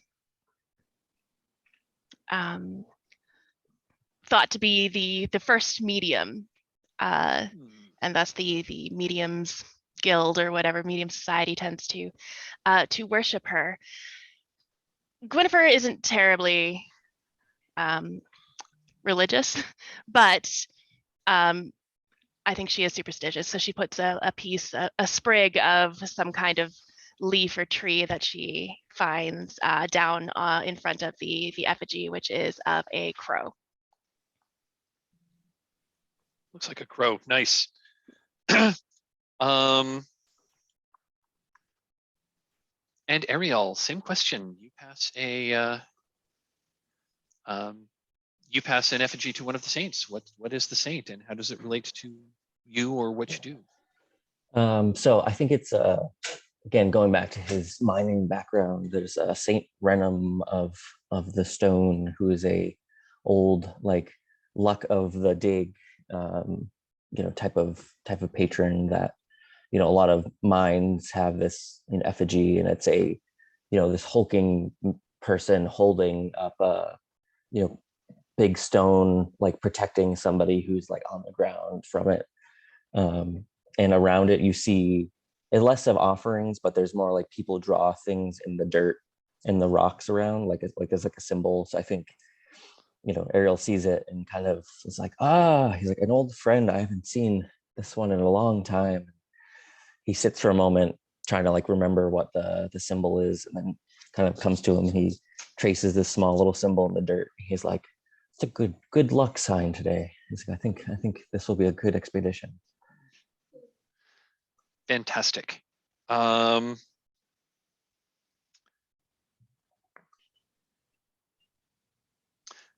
Okay, and that is ring 2. We now progress to ring 3. So this path that you have been following through the marsh seems to like rise up a little bit. The brambles kind of fall away, and at the same time, you seem to be passing through the marsh as this kind of like raised path. It's stony now. It's going back into what appears to be more of like basically more mangrove swamp. So things are getting cooler. There's far fewer insects. It's actually starting to get dark now, and it looks like it's especially because now you're feeling ill. You're feeling feverish from all of that, from all of those insect bites. It's probably time to make camp. As much camp as you even have energy to do. But you're able to, but this path that you're following, it's going up this kind of like rocky rise. You can actually get a pretty good view ahead. And as the light is starting to fade, you can look down into the forest and you see in the distance, rising above the trees seems to be, it looks like a green spire that's coming up out of the trees. There seem to be like perhaps branches growing out of this spire. It's green. It seems to be, maybe leafy, but that may well be the cathedral. It's still far ahead, far more. It's going to be, you're absolutely going to need to take a rest before you're able to continue. And at that, you go through the barest of motions to set up a camp. It's a cold camp. None of you have the energy to really light a fire, and you just all collapse in a heap. Because, like I said, you're all ill and feverish, and you all have terrible fever dreams, and your dreams are, just full of insects, and also of, they're full of insects, and they're full of serpents, and they're full of like pools of stagnant water that you perhaps fall into, and that you fall into and can't keep your head above.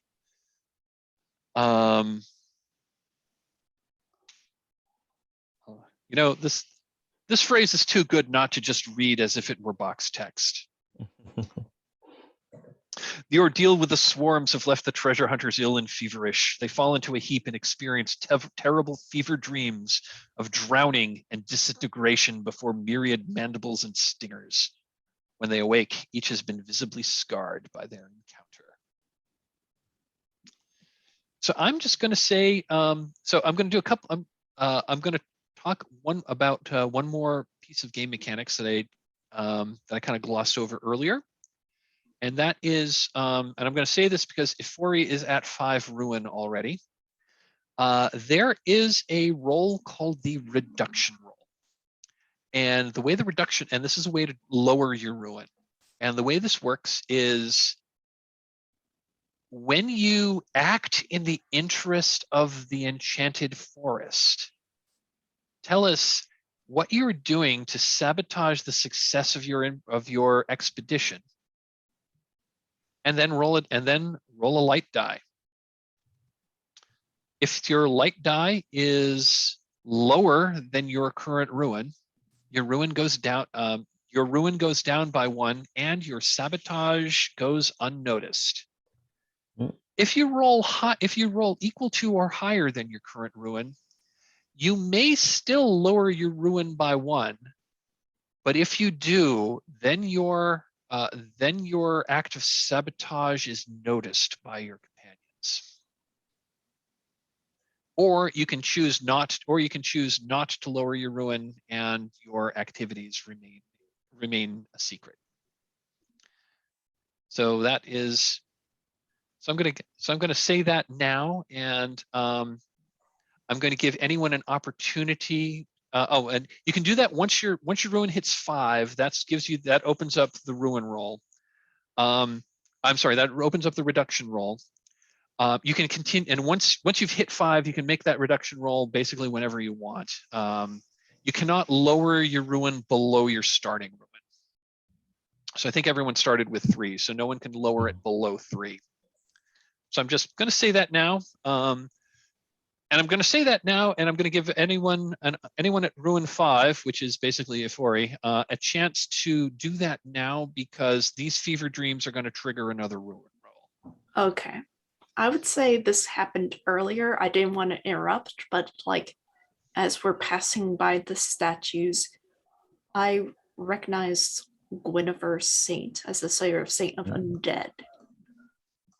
That's almost heretical of like against my own like background of burying the dead, and the dead should stay dead. And I imagine as I passed by, like I touched the face of the saint. And because like I have like I don't want to use a ritual, but like it's just thematically makes sense to me to use a ritual. if that makes sense.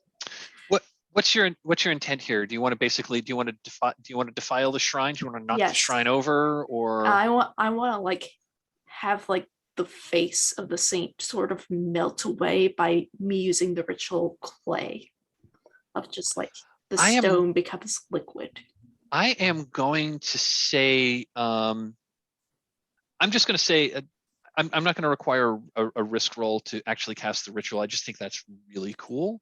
And this is going to act as a reduction roll. So you're going to use your magic to like disfigure the statue of Saint Jorda. So yeah, that happens. You're able to use your magic and you just kind of melt away the face. Go ahead and make a reduction roll. And that's just going to be slash reduction. 5. So. Okay, so yep. So that actually, so you can lower your ruin if you want, but your action is noticed. I will lower my ruin by that. And I'm just gonna like, hey Amanda, you said you like drama. You walked by the shrine to Saint Jorda, and I'm gonna say Ifori was behind you, and you glance behind yourself just to see how far behind your companions are, and that's when you notice Ifori has invoked some kind of magic, and they touched the face of the statue, and you see and Ifori is like causing the face to just melt away from the statue, defiling this shrine. What do you do? I have a ritual called Haunt, where you can summon a spirit to torment a creature. Oh. Haunt me. I'm gonna haunt you. I'm gonna haunt you. That is fantastic. My plan. Okay, I love it. Okay, yeah. Let's. I think we definitely need to do the ritual here. So let's put together our dice pool. So let's do first, do you have any skills that are applicable here? I have a skill in spirits. That totally counts for this ritual. Yeah. So we get a light die. Devil's bargains. No matter what, a spirit will also torment you.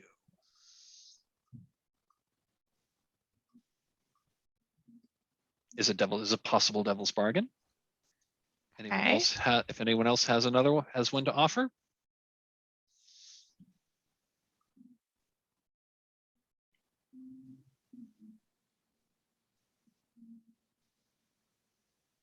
I'm going to say this is sort of like, no matter what, Ifori is marked, and it is very clear that Gwynnifer marked Ifori.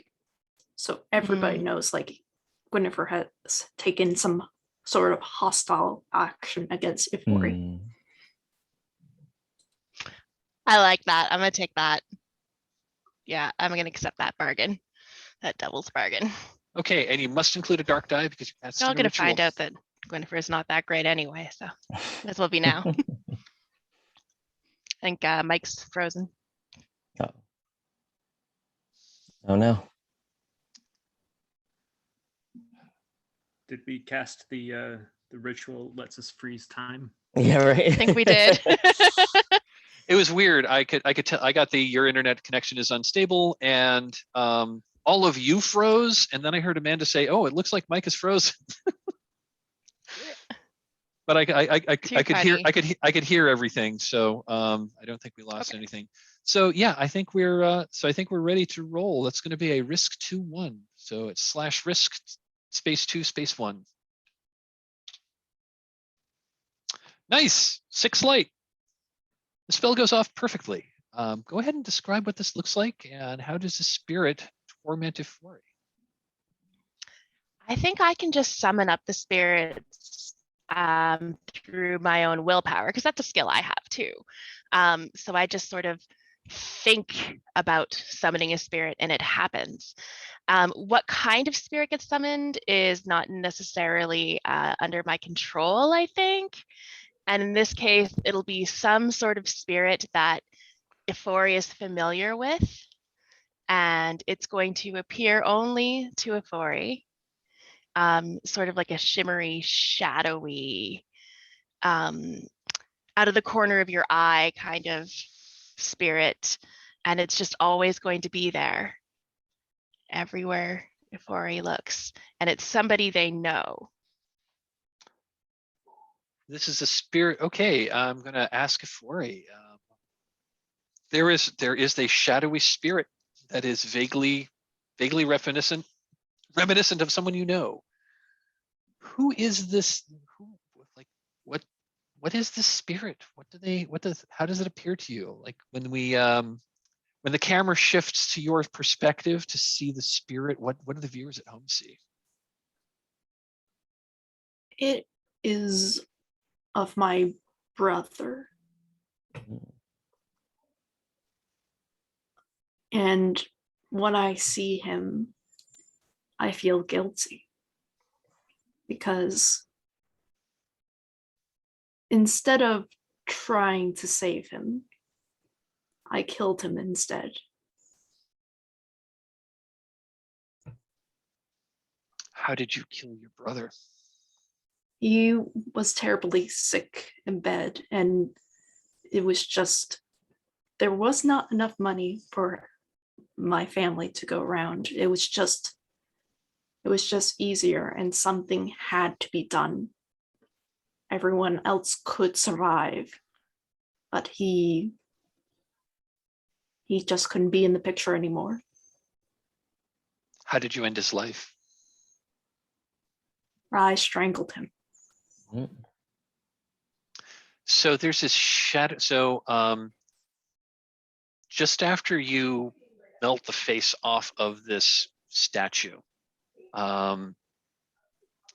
you like your vision, everything kind of like turns grayish for a moment, and from behind this, from behind this statue that you've just defiled is this like ghostly, this like gray and ghostly and incorporeal, vaguely humanoid shaped mist, and its face first appears as appears, manifests as a skull, and its jaw is opening, and it says, Ifori, why did you kill me? Why? I loved you. And its skull then takes on the features of your dead brother. Why did you kill me? I loved you. And it disappears for now. Oh no.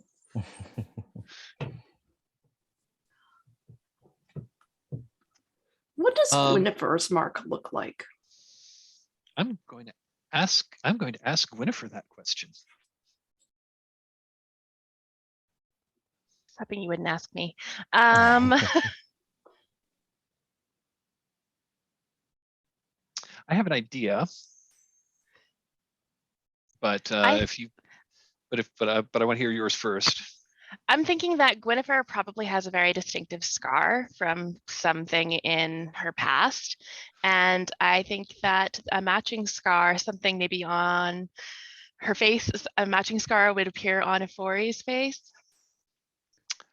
That's pretty much exactly, that's pretty close to what I was going to suggest. When you cast this spell, that's cool, and I'm happy to go with that. I was going to go, instead of a scar, I was going to say like a mystical rune appeared on your face that was related to the magic that you cast, and the similar, and like an identical, and a mirror image of that rune appeared on the opposite side of Ifori's face.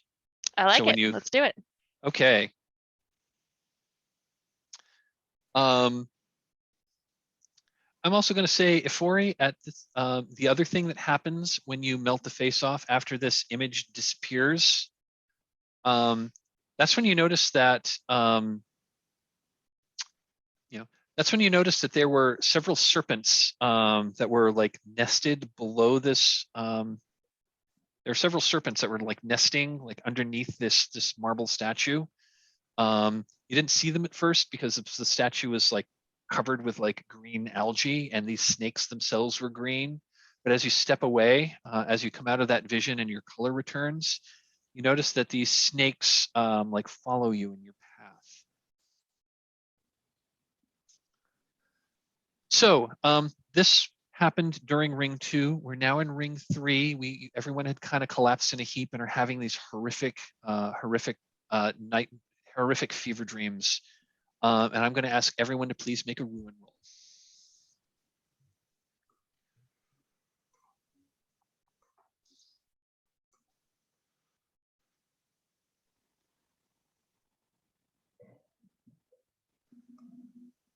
Okay, looks like got a 3. Steph got a 4. That is at your ruin. Okay, Gwynfer, it looks like your ruin does go up from these horrific fever dreams. I'm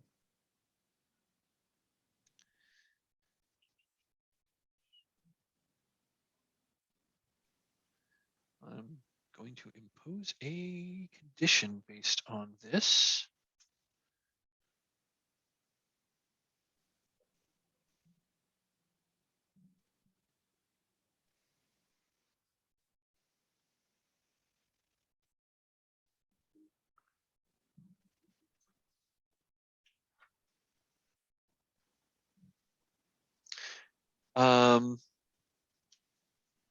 Yeah. When you wake up in the morning and you resume your journey the next morning, everyone feels a bit more rested, but that rest was, you don't feel. None of you feel particularly well rested, but the fever and chills and the sickness that you'd felt from the myriad insect bites you've had, that has mostly passed in the next morning. Gwynfer, as you resume your journey the next morning, you notice whenever you step your left foot down, it feels like there's something squishing between your toes.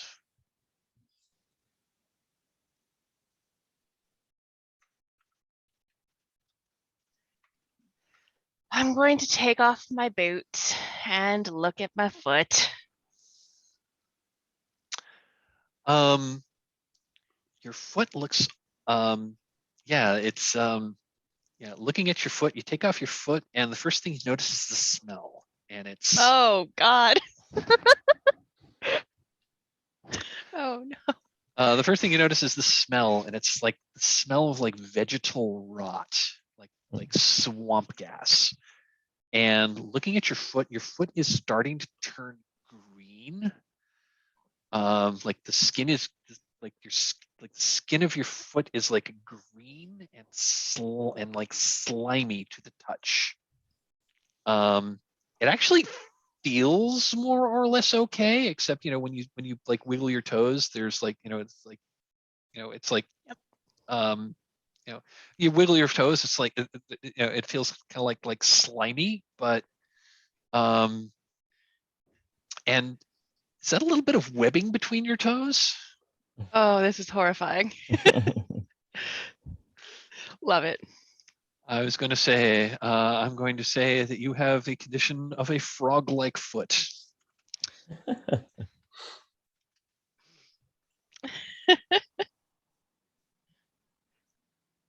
gonna quickly put my boot back on so nobody sees it. Okay. And yeah, that was a very abbreviated ring 3. Ring 4. Uh-oh, did we lose Mikey? Yeah, roboting again. Hmm.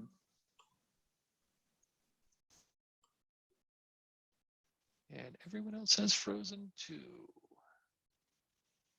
Oh, Okay, I maybe see everyone. he's back. I see Oh. everyone else. I see everyone moving. Can you hear me? Yeah. Yep. Yeah, I seem to be having an unstable internet connection, and I'm not sure why. Okay, we are now in ring 4. Looking at the time, we've got a little more than half an hour before this ends. Okay.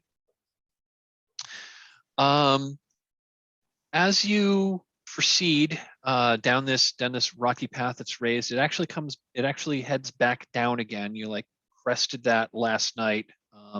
It's coming back down into more of it's a return to the mangrove swamp. So there's more trees here. One thing that's interesting is as you approach, as this path kind of like comes down and like re-enters the trees, someone has built this archway above this archway that goes like above the path. And as you approach, at first you thought it was some kind of an arbor. It's covered with like green, like green leafy tendrils and vines. And as you approach, you actually realize it's not an arbor per se. It's a pair of immense antlers. I mean, immense. Each antler is like 12 feet long, has many, and has, many prongs, and it's a pair of them, and that they've been placed over the pathway, and their tops intertwine, so that you like need to walk. If you want to stay on the path, you have to walk through this archway. You can certainly leave the path and wade through knee or perhaps waist deep stagnant water around them. But if you want to stay on the path, you're going to have to walk through this archway. This water is hell on my joints. There's no way that I will trudge through the water. Do I only know any myths? Because like one of my skills is myths like that are related to this. That I can try to like remember. Is there like any folklore or anything like that? I don't think we need a roll here. I'm just going to tell you that, yeah, you have heard there are stories of like a physical spiritual, of like a physical embodiment of the spirit of the Gloaming Mire, and it takes the form of a giant stag. Except and it's reported to be beautiful, except instead of fur, it's covered with like green dripping moss, and its eyes glow red as if fire. Yeah, so I think Ariel kind of starts spouting that out of like, there's a, story of the I think, did you say it was like the guardian, or is it just like the it's like entity of the, it's an entity. It's like a physical embodiment of the spirit of the mire. It's not exactly a guardian, but it often takes that role. Yeah. So like, oh yeah, it's a physical embodiment of the mire. I'm assuming this is some in honor of it. Somebody. And I'm going to say here. One other thing I'm going to say about this myth that you've heard, this rumor or myth or legend that you've heard, is that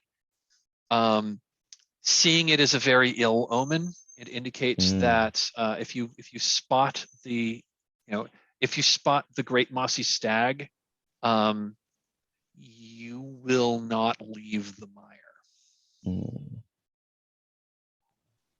Or so the legends. That part. or so the stories say. But, they're just stories, right? Yeah. Hey, he doesn't explicitly mention that part, but he kind of says like, oh, it's probably set up, and I think we're, I don't see it around, so I think we're fine to pass through. Just everyone, respect it as you would any other, sacred temple. So, are you crossing? Are you crossing this threshold, or are you going to try to avoid it? No, I am at least gonna cross through. I'm crossing. Yeah. Okay, everyone crosses through the threshold. Fantastic. And as you do as you do step through it, you just kind of, it's hard to put a finger on it, but you just kind of feel this like, you almost feel this like kind of thrum in the air as you pass through it. And on the other side, your senses, all of your senses actually seem to be heightened ever so slightly. And the greens look greener. And you know, and the shadows look inkier. It's almost as if everything's just a little more alive.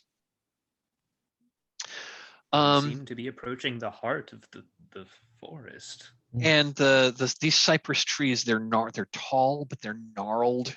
They're just draped with Spanish moss. Their trunks are covered with like thick green moss.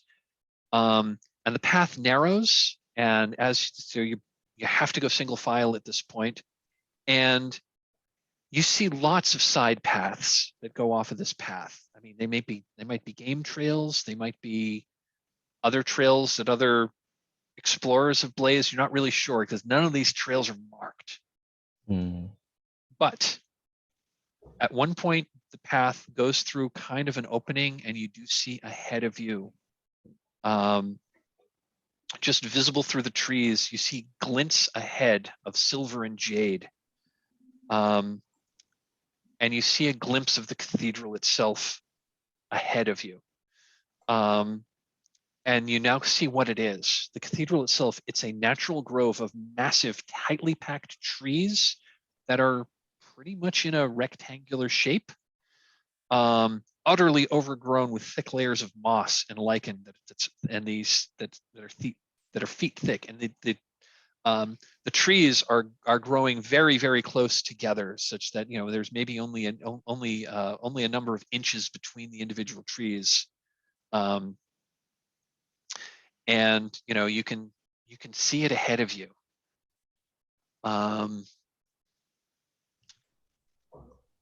And as you cross this path, you see what appears to be an encampment ahead.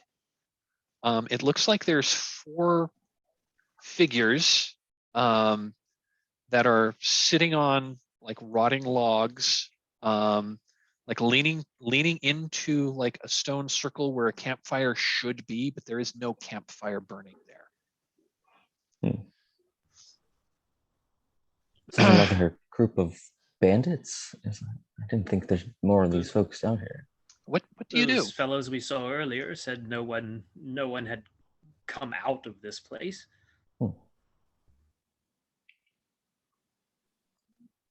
And as you approach, so are you approaching this path? Because they seem to be, you know, it's like a clearing that's like the path you're on kind of like goes through this clearing and then beyond, and goes beyond. It's in the center of this clearing that this other group seems to be. I think we should carry on. Our destination is before us. So these 4 step forward. And as you step into the clearing, no, these four figures all slowly turn toward you. And that's when you realize that they perhaps aren't exactly people at all.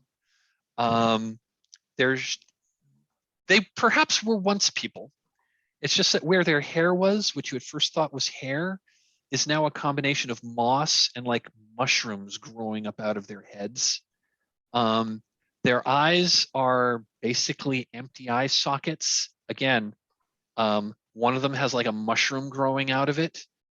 Their skin is, and they're like bloated, and their skin is, and their skin is just covered with, like their skin is just like covered with mold. Like lots of tiny little mushrooms. Some are brown, some are white with red tops, but yes, and they are wearing, and they're wearing like rotted and mildewing clothing. And they look at you, and they turn and they look at you, and they slowly rise, and one raises its hand and says, What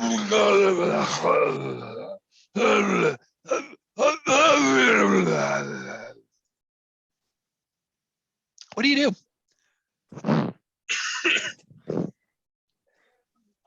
Get terrified. Yeah, I think that Bazo, as they were stepping forward, they were on their way to greet these fellow travelers, but seeing them rise slowly, they sort of stop and step back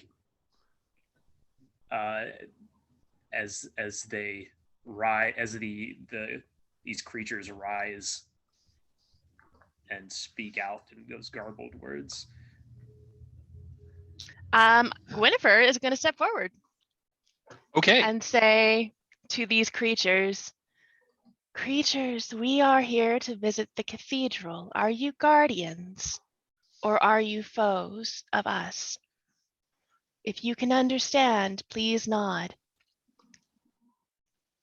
The creature that tried to speak or that spoke in garbled, guttural, indecipherable tones nods, raises his hand, gestures to the rest, and they start walking around you, like to try to circle you, as if they're going to try to escort you forward. And Question. yes, Are they, because real life me knows like there's types of fungus that can take over creatures while they're alive, but my character has a skill called death.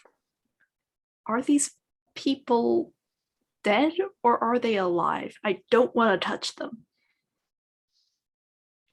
I think the answer, are they dead or alive? I think the answer to that is gonna be yes. These are I think you can just tell this is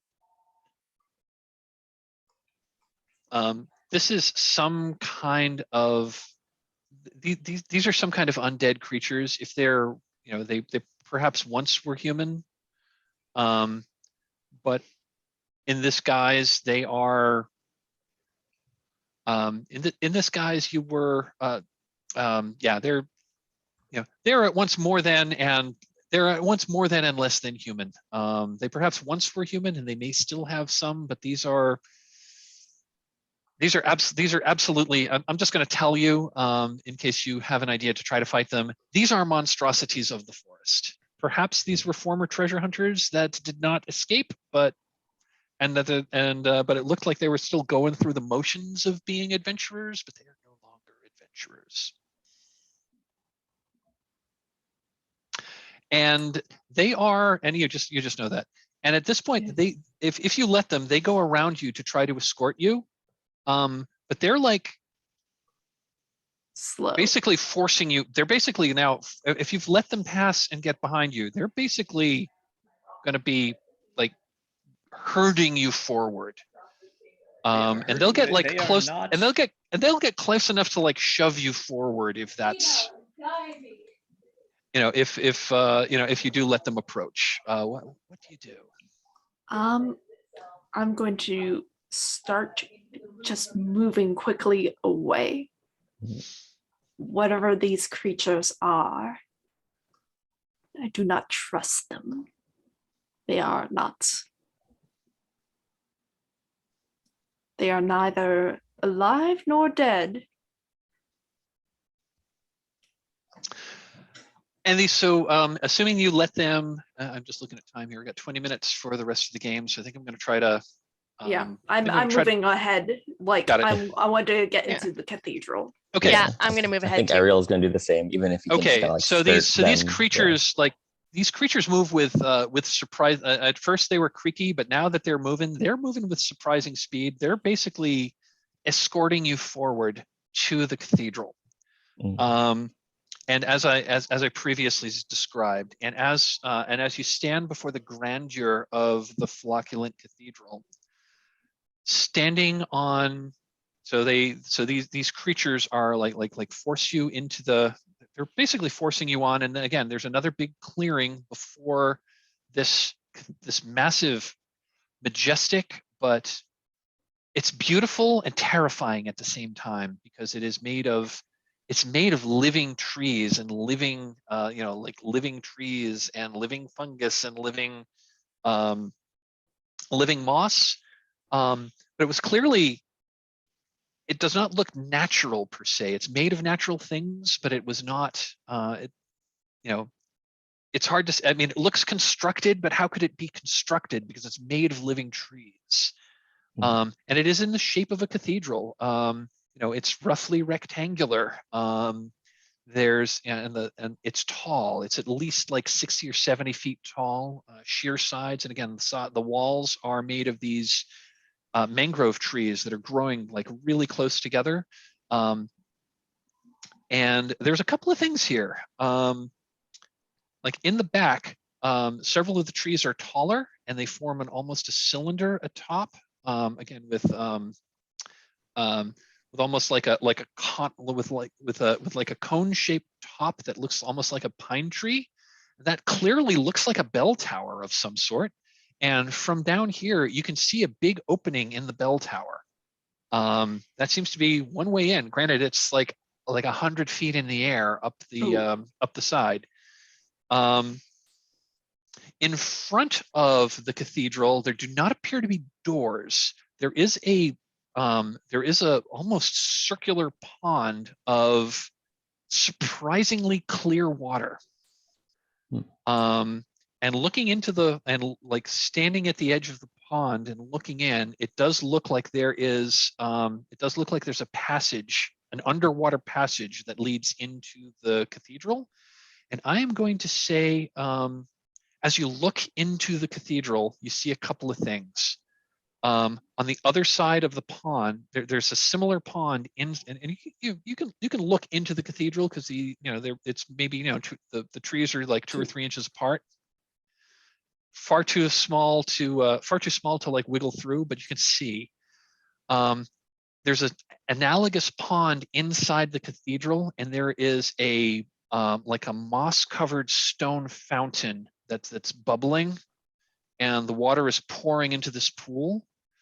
You can also see, looking through the cathedral, there is what seems to be an altar on the far side of the apse of this cathedral, and on this altar is a plinth, and there is a like baseball-sized orange gem that's faceted, and there's a shaft of sunlight that comes through the trees, and it goes through an opening it goes through like one of the openings, and this sunlight is shining right into this gem.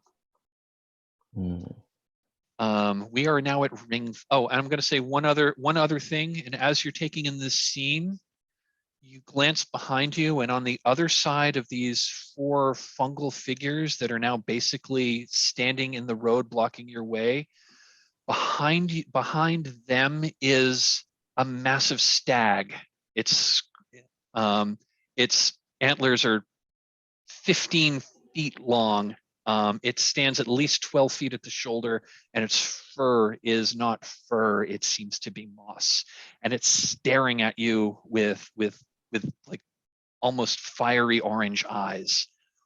What do you do? I think Ariel gasps. It's like seeing that in person now, and it's like quick, we must enter. We're so close now. Don't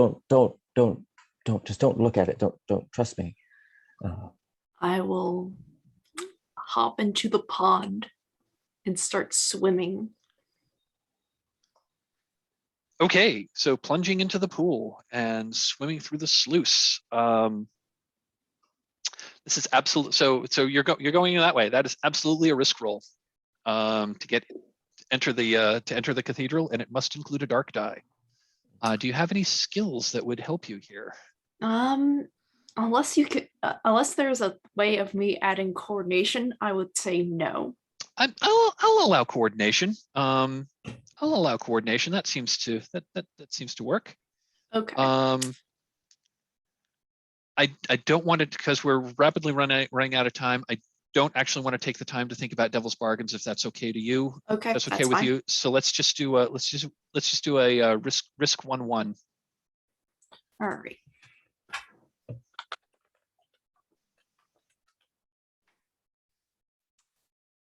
Oh no. Okay, that is I forgot to set stakes here. So I'm gonna I would say I get caught underwater. I was gonna say you're gonna get caught underwater here. Let's say that as you're swimming through, like the passageway to get the underground passageway to get through there is choked with mangrove vines, and I'm going to say you like snag your leg in one of them, and you are caught underwater.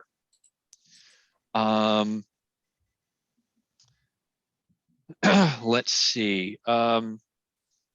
Ariel, what are you doing? I think having seen Efori jump in, he kind of sighs and is also terrified a bit of this, the stag, and seeing no other easy entrance, kind of, just kind of braces himself and follows after Efori. Okay.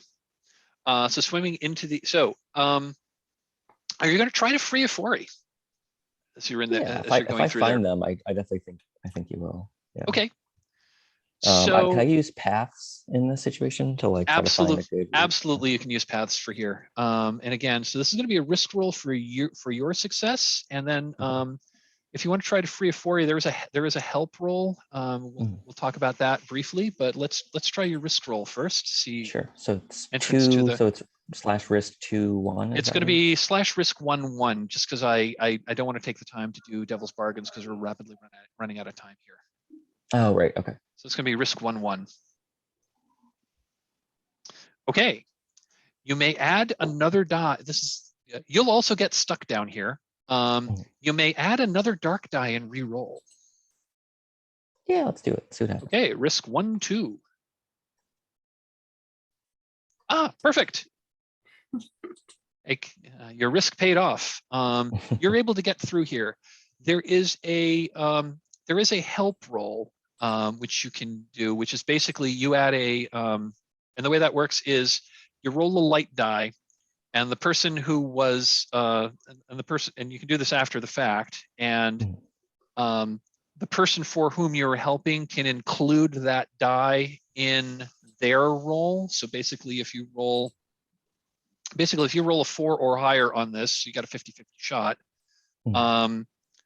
They can use that, which would be a partial success. So that would free Efori. The risk there is if your roll matches any of their dark dice. So basically, if you roll a 3, your ruin goes up by 1. Okay. Yeah, let's try it. I'd like to try that. So that'll be. There is no help command on this, so let's just do /ruin, because that'll. Or alternately, you can do risk 1. Okay, so 4. Okay, yeah, that works. And the other way we could have done that was just do a risk 1, but this works too. So 4, yeah, that's going to be so. So Steph, you can use the 4 in your roll, which would be a partial success. And Ariel's ruin does not go up, so you successfully free Efori. And the two of you are inside the cathedral. Gwynnifer, what are you doing? Again, the 2 ways in are through the pond, or you could try to climb up the bell tower and go in through the bell tower window.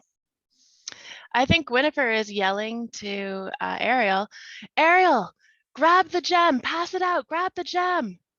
We have to move quick. Yeah, I honestly think he, in kind of his panic state, will probably do just that. Got it. Yeah. I was going to say, at this point we are now in ring 5.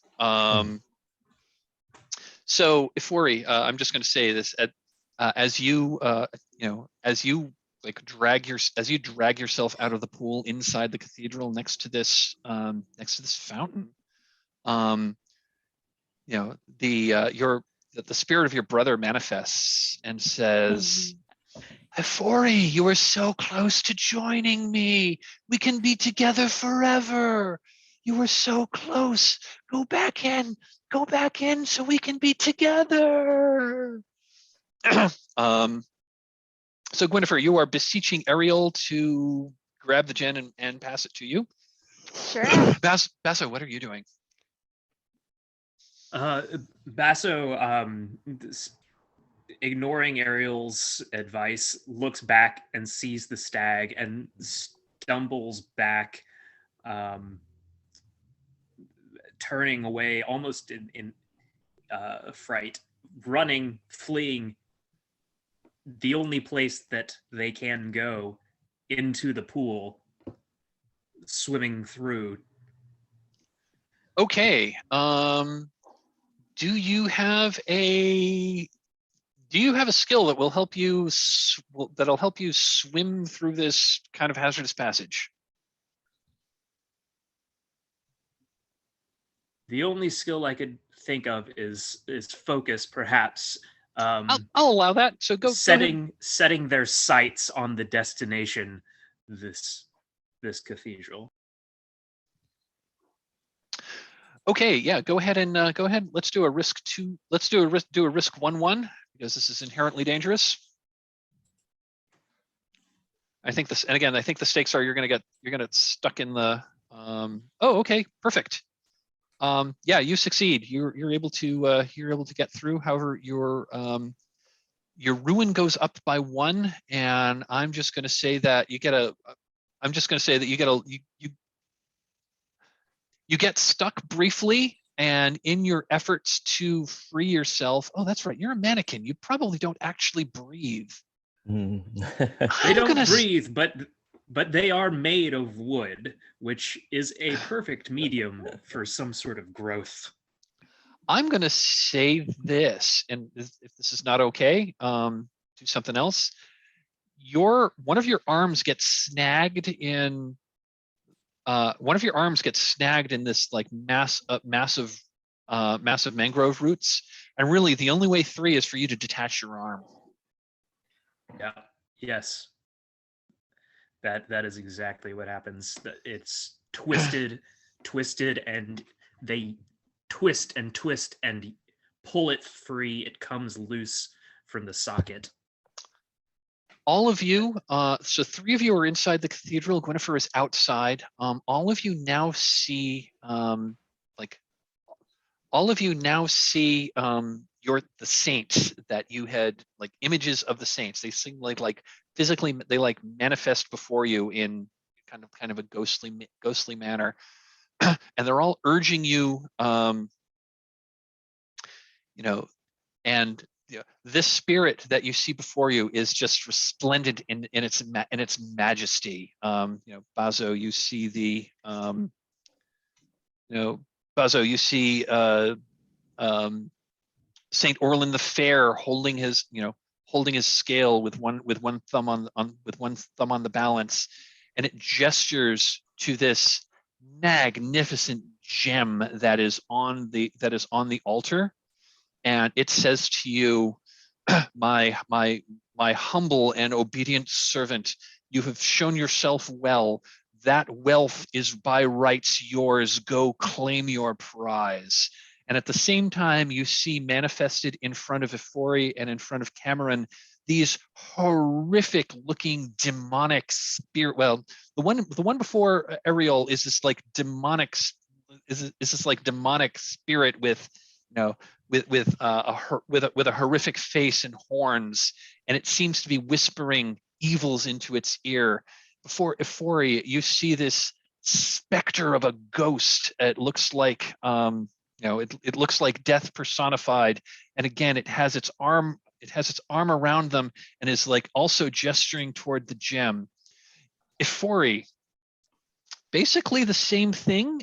You see beautiful Saint Nima before you, who is telling you clearly you have succeeded on your quest. Claim that gem and bring it to the waters of this fountain. for a true blessing, and you will have my blessing and you will have my eternal blessing. And again, you see horrific spirits that seem to be whispering evils into the ears of the other two.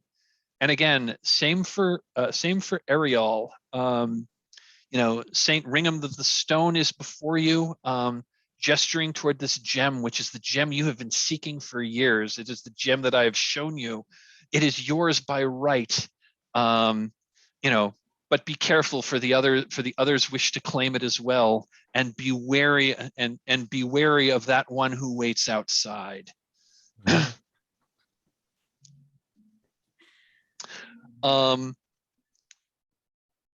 And so again, we're almost at time. So are the three of you basically all going to try to grab the gem? Oh yeah. Yeah. Okay. Of course. This is probably going to be the final roll of the game. This is going to be a contest roll. So this is a I mean, Amanda, if you want to say that Gwynnifer was able to enter the cathedral as well, if we want to make this a four-way race for the gem, or if you want to say that you're outside, we can have we can probably have a denouement. I mean, if you want to say that you if you climbed up and came down the bell tower and you're in there too, we can just say that, so we can make this a four-way contest. It's up to you. You're muted. I think I'm gonna stay outside, but Okay. I think I'm going to do a ritual on Bazo and Afori to help out Ariel, because as far as I know, I don't see this. I don't see the saints, right? Because I'm not in the cathedral. You don't see the saints, so you you know what? You don't see their saints. I'm going to say that that the saint of what was it?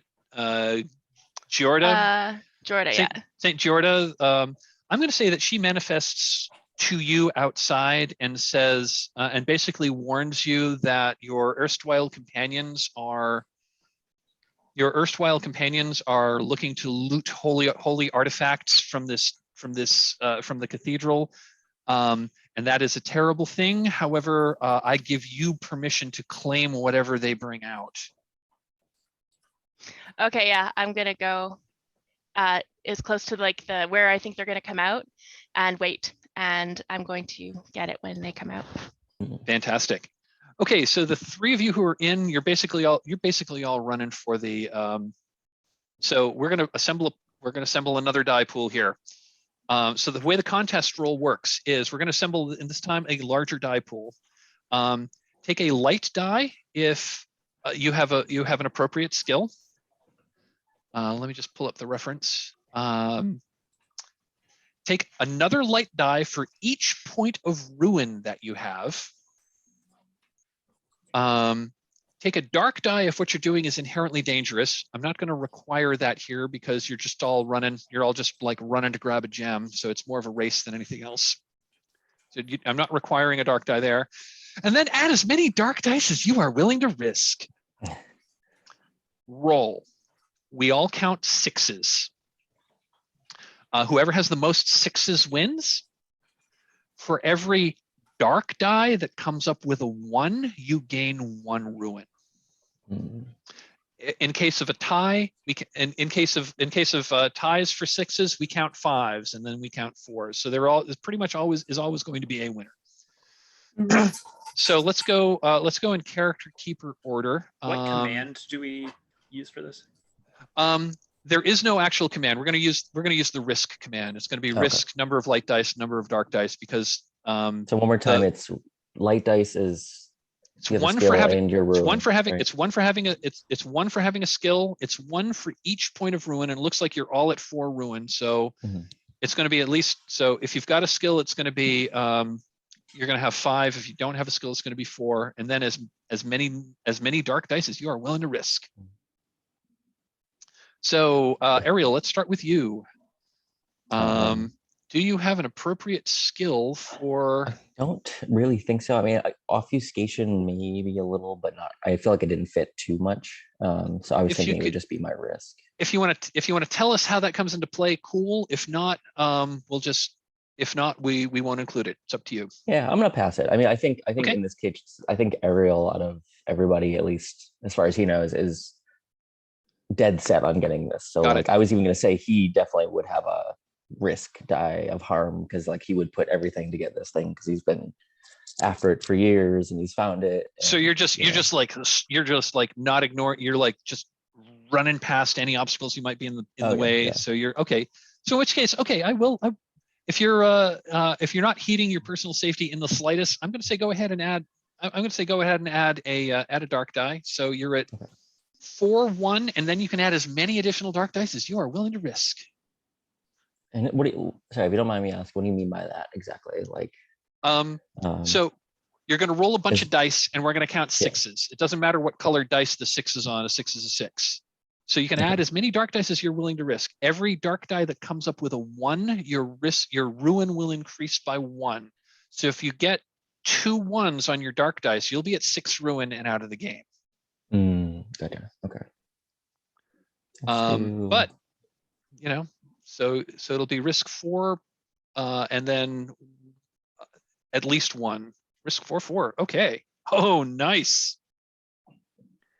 Pair of 6s, no 1s. Perfect. Ifori, same question. Do you have a skill that is going to come into play here? Maybe. Like, I know this is a race, but however, if I don't get to it first, I will kill whoever gets to it first. Okay. So does that say, so what skill is coming into play here? It may be death, but like I'm willing to pass on that. I was going to say I'll allow it. So that means you've got 4 ruin, 1 skill. So you've got 5 light dice, and then however many dark dice you are willing to risk. All right. What? Because it's funny.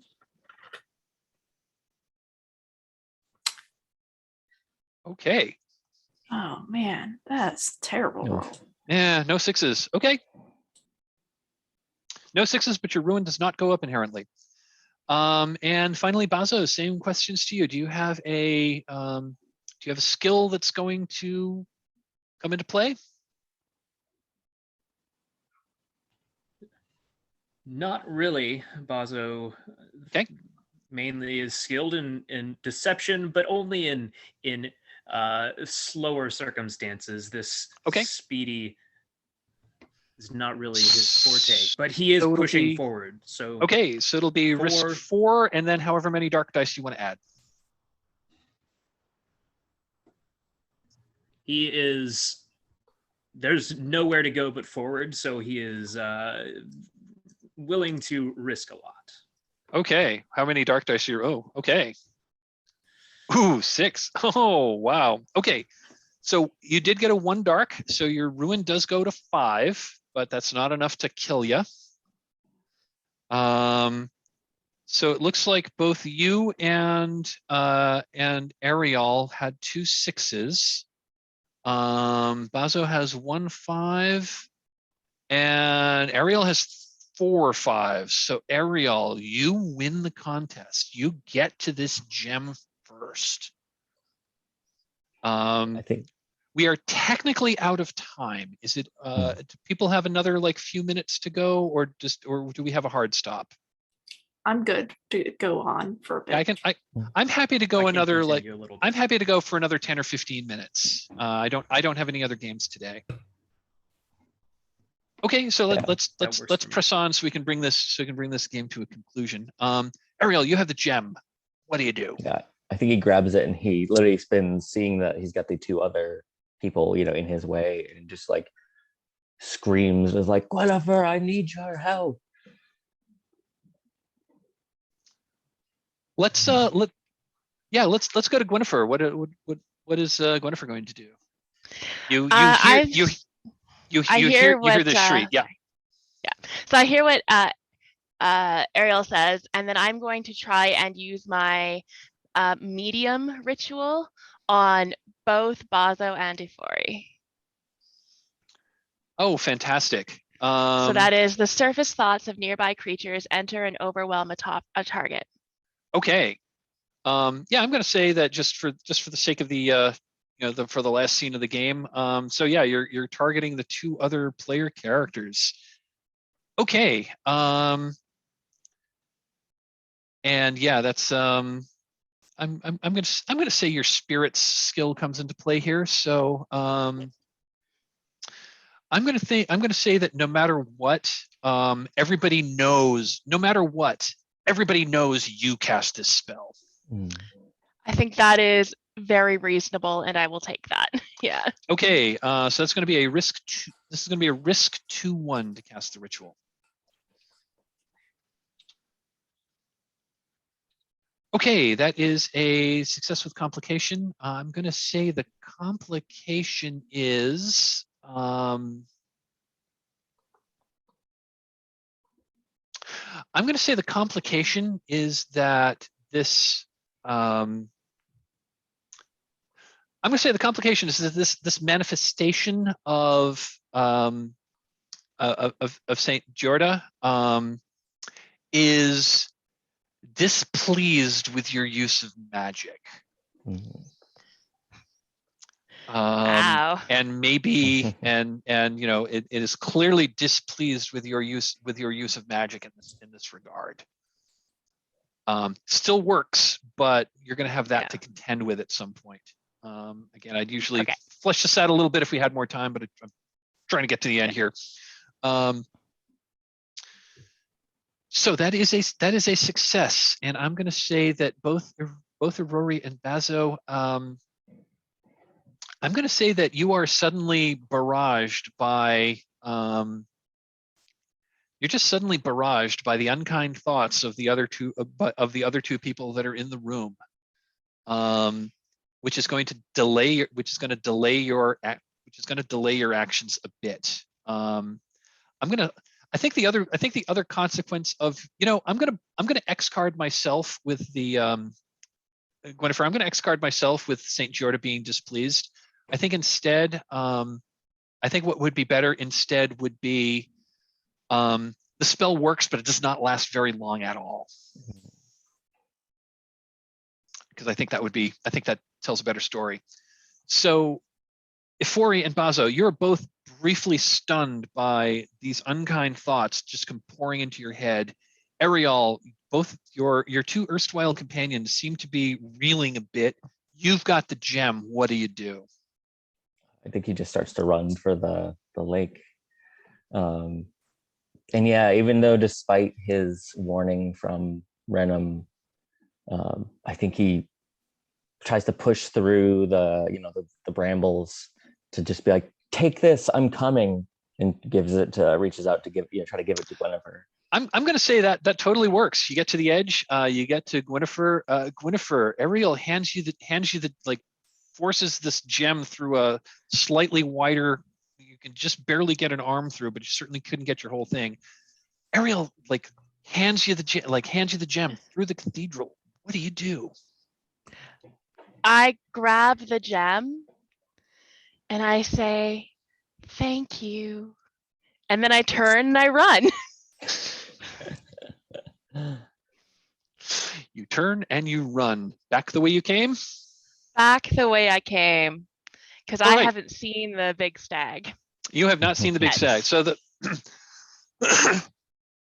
so I think this may be the final scene here, just because we're out of time, and I think this would be a good way to end this episode. You turn and you run back the way you came, and there's the 4 fungus people that herded you in. They are each standing on the side of this path, but this path goes back into the forest, and you can just you see the trees almost arch up into along this path, but standing in the path is this giant stag. And I'm going to, and I think what would be cool is, you're running, you glance before you, you're mostly looking down so you don't step on something. You're running with this gem. You look behind you, you see these fungus people let you run right by it. You're running, you look down, you look up, and there's this stag that's standing looking down at you. I think I just skid to a stop too. You skid to a stop. You're holding this gem, and the gem is like glowing brightly, glowing with this, and the eyes. You've got this orange gem that's glowing, and it's glowing with the same way that the eyes of the stag are glowing. And we kind of like see your reaction of sheer terror, and we go back to and I think the final scene is going to be the stag is like looking straight into the camera.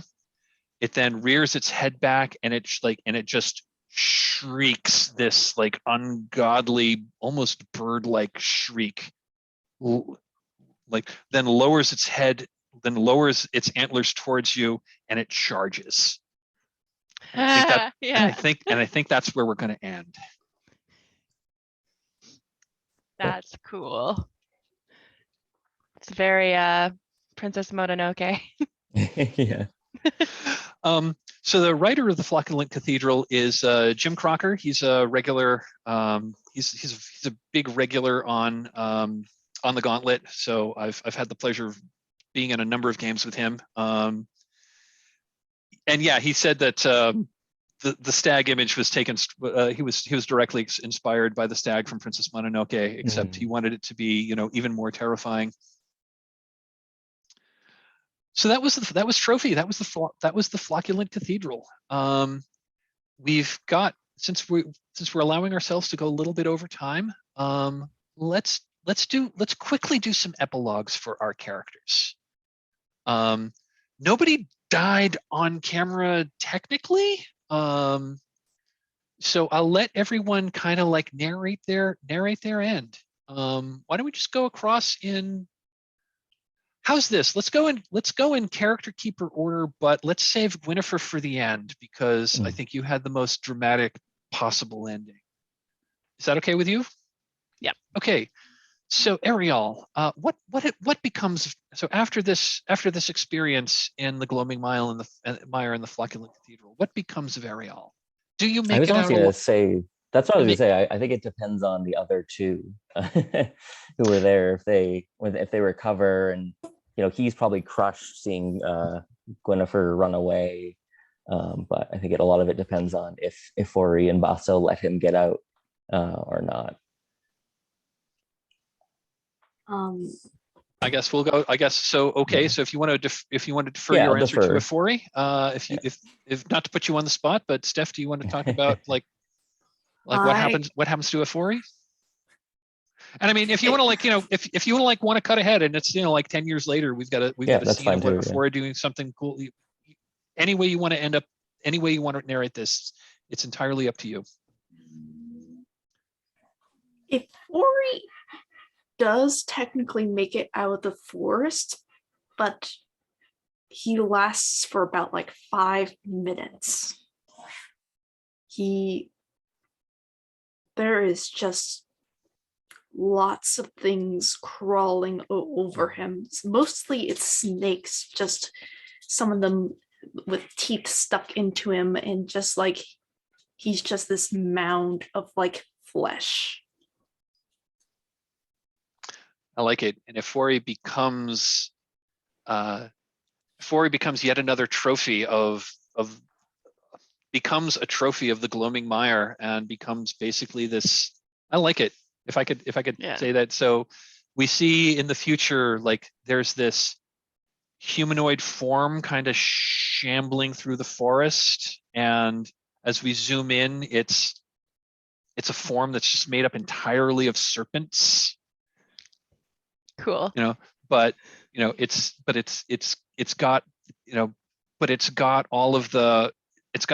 this figure still has all of the like things that Euphoria used to have, because I think you said that as a nest you had like lots of things hanging off. Is that cool? Mm-hmm. Yeah. Awesome. I love that. So that's Bazo. Chet, what becomes of Bazo? I think that Bazo, with that last increase in their ruin, they noticed moss starting to grow, spreading from where their arm had been removed from the socket earlier. And then they had fallen to their knees, overwhelmed by these invasive thoughts that Gwynnifer had thrown their way, and felt themselves growing. In the middle of those thoughts were the words grow. And I think that they heeded those words and grew into the walls of the Flocculent Cathedral. I love it. I love it. In terms of, Go on. I know Ariel sort of defaulted to us, and I know like if Yori would, I did say for the contest role, I would kill whoever got to the gem first. I think I can't get out like Gwynnifer runs off and I have no idea where she ended up. But Ariel is here in the Flocculent Cathedral and he won't get out alive. Yeah, that's fair. Ariel, would you like to narrate what happens? Yeah, I mean, I imagine it's like one of those moments of him, screaming as Gwynnifer runs away and, defeated, and he kind of turns around to see, Ifori like in his face, and that, you get that kind of cutaway of, maybe a splatter of blood goes on the wall as the camera cuts away. I love it. I love it. Fitting end. And finally, what is Gwynnifer's fate? The camera kind of fades out of the forest and fades back in to a town, probably Fort Duhrin. And this is sometime later. It's hard to tell how much later, but it seems like quite a few years, like maybe dozens of years have gone by. And we see Gwynnifer sitting in a little tent in this town square. And a person comes into their tent and says, are you the medium? She says, why, yes, I've been waiting for you. And this person says, I've been having these dreams, these visions of this gem. She's like, yes, I know of what you speak. And she kind of basically just says, about the Flocculent Cathedral, where to find it, how to get there. But you must bring a team with you. You cannot go alone. And I will go with you. We'll find some others and we'll all go together. And her eyes when this person kind of turns away, her eyes sort of flash orange. And then that's how nice. her story ends. I love it. I love it. Thank you, folks. This was, and that is Trophy Dark, and that was the Flocculent Cathedral.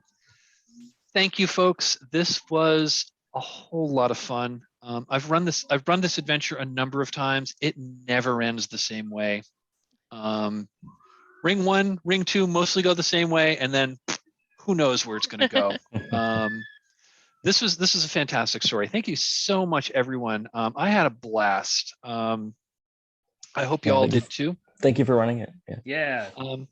I normally like to do a little debrief called Stars and Wishes. It's just that we're 20 minutes over. I actually do have to run now, so I think we're gonna skip that, unfortunately. I just want to say thank you, everyone. I loved everyone's enthusiasm. I loved everyone's role playing. This is just super duper fun. One other quick housekeeping thing. I did record this. Would it be okay for me to post this? If you want to think about it, you can let me know via email. Awesome. So that's a yes from everyone. Yeah. Cool. Yep. Yeah, Awesome. just a heads up, like when the video comes out, I'm going to be sharing it places. So Oh, like, please. It's going to be on my YouTube, publicly accessible on my YouTube channel. So anyone could conceivably see it. It's just that it's been my observation that I think my most popular video had I think 21 views. So it ain't gonna go. It's probably not gonna go viral, but you never know. You never know. It's all relative. Thanks again, everybody. I'm going to end the recording. Thanks again for playing Trophy Dark with me at Gauntlet Community Open Gaming. I had a ball. Thank you so much, everyone. Thank you for running. Thanks for playing, everybody. I hope Thank I you, got a chance. everyone. I hope I got a chance to game with each and every one of you at some point in the future. Have a great day, folks. All right, you too. Thank you. Bye, y'all. Thank Thanks, you. everyone. Bye, everybody. Bye.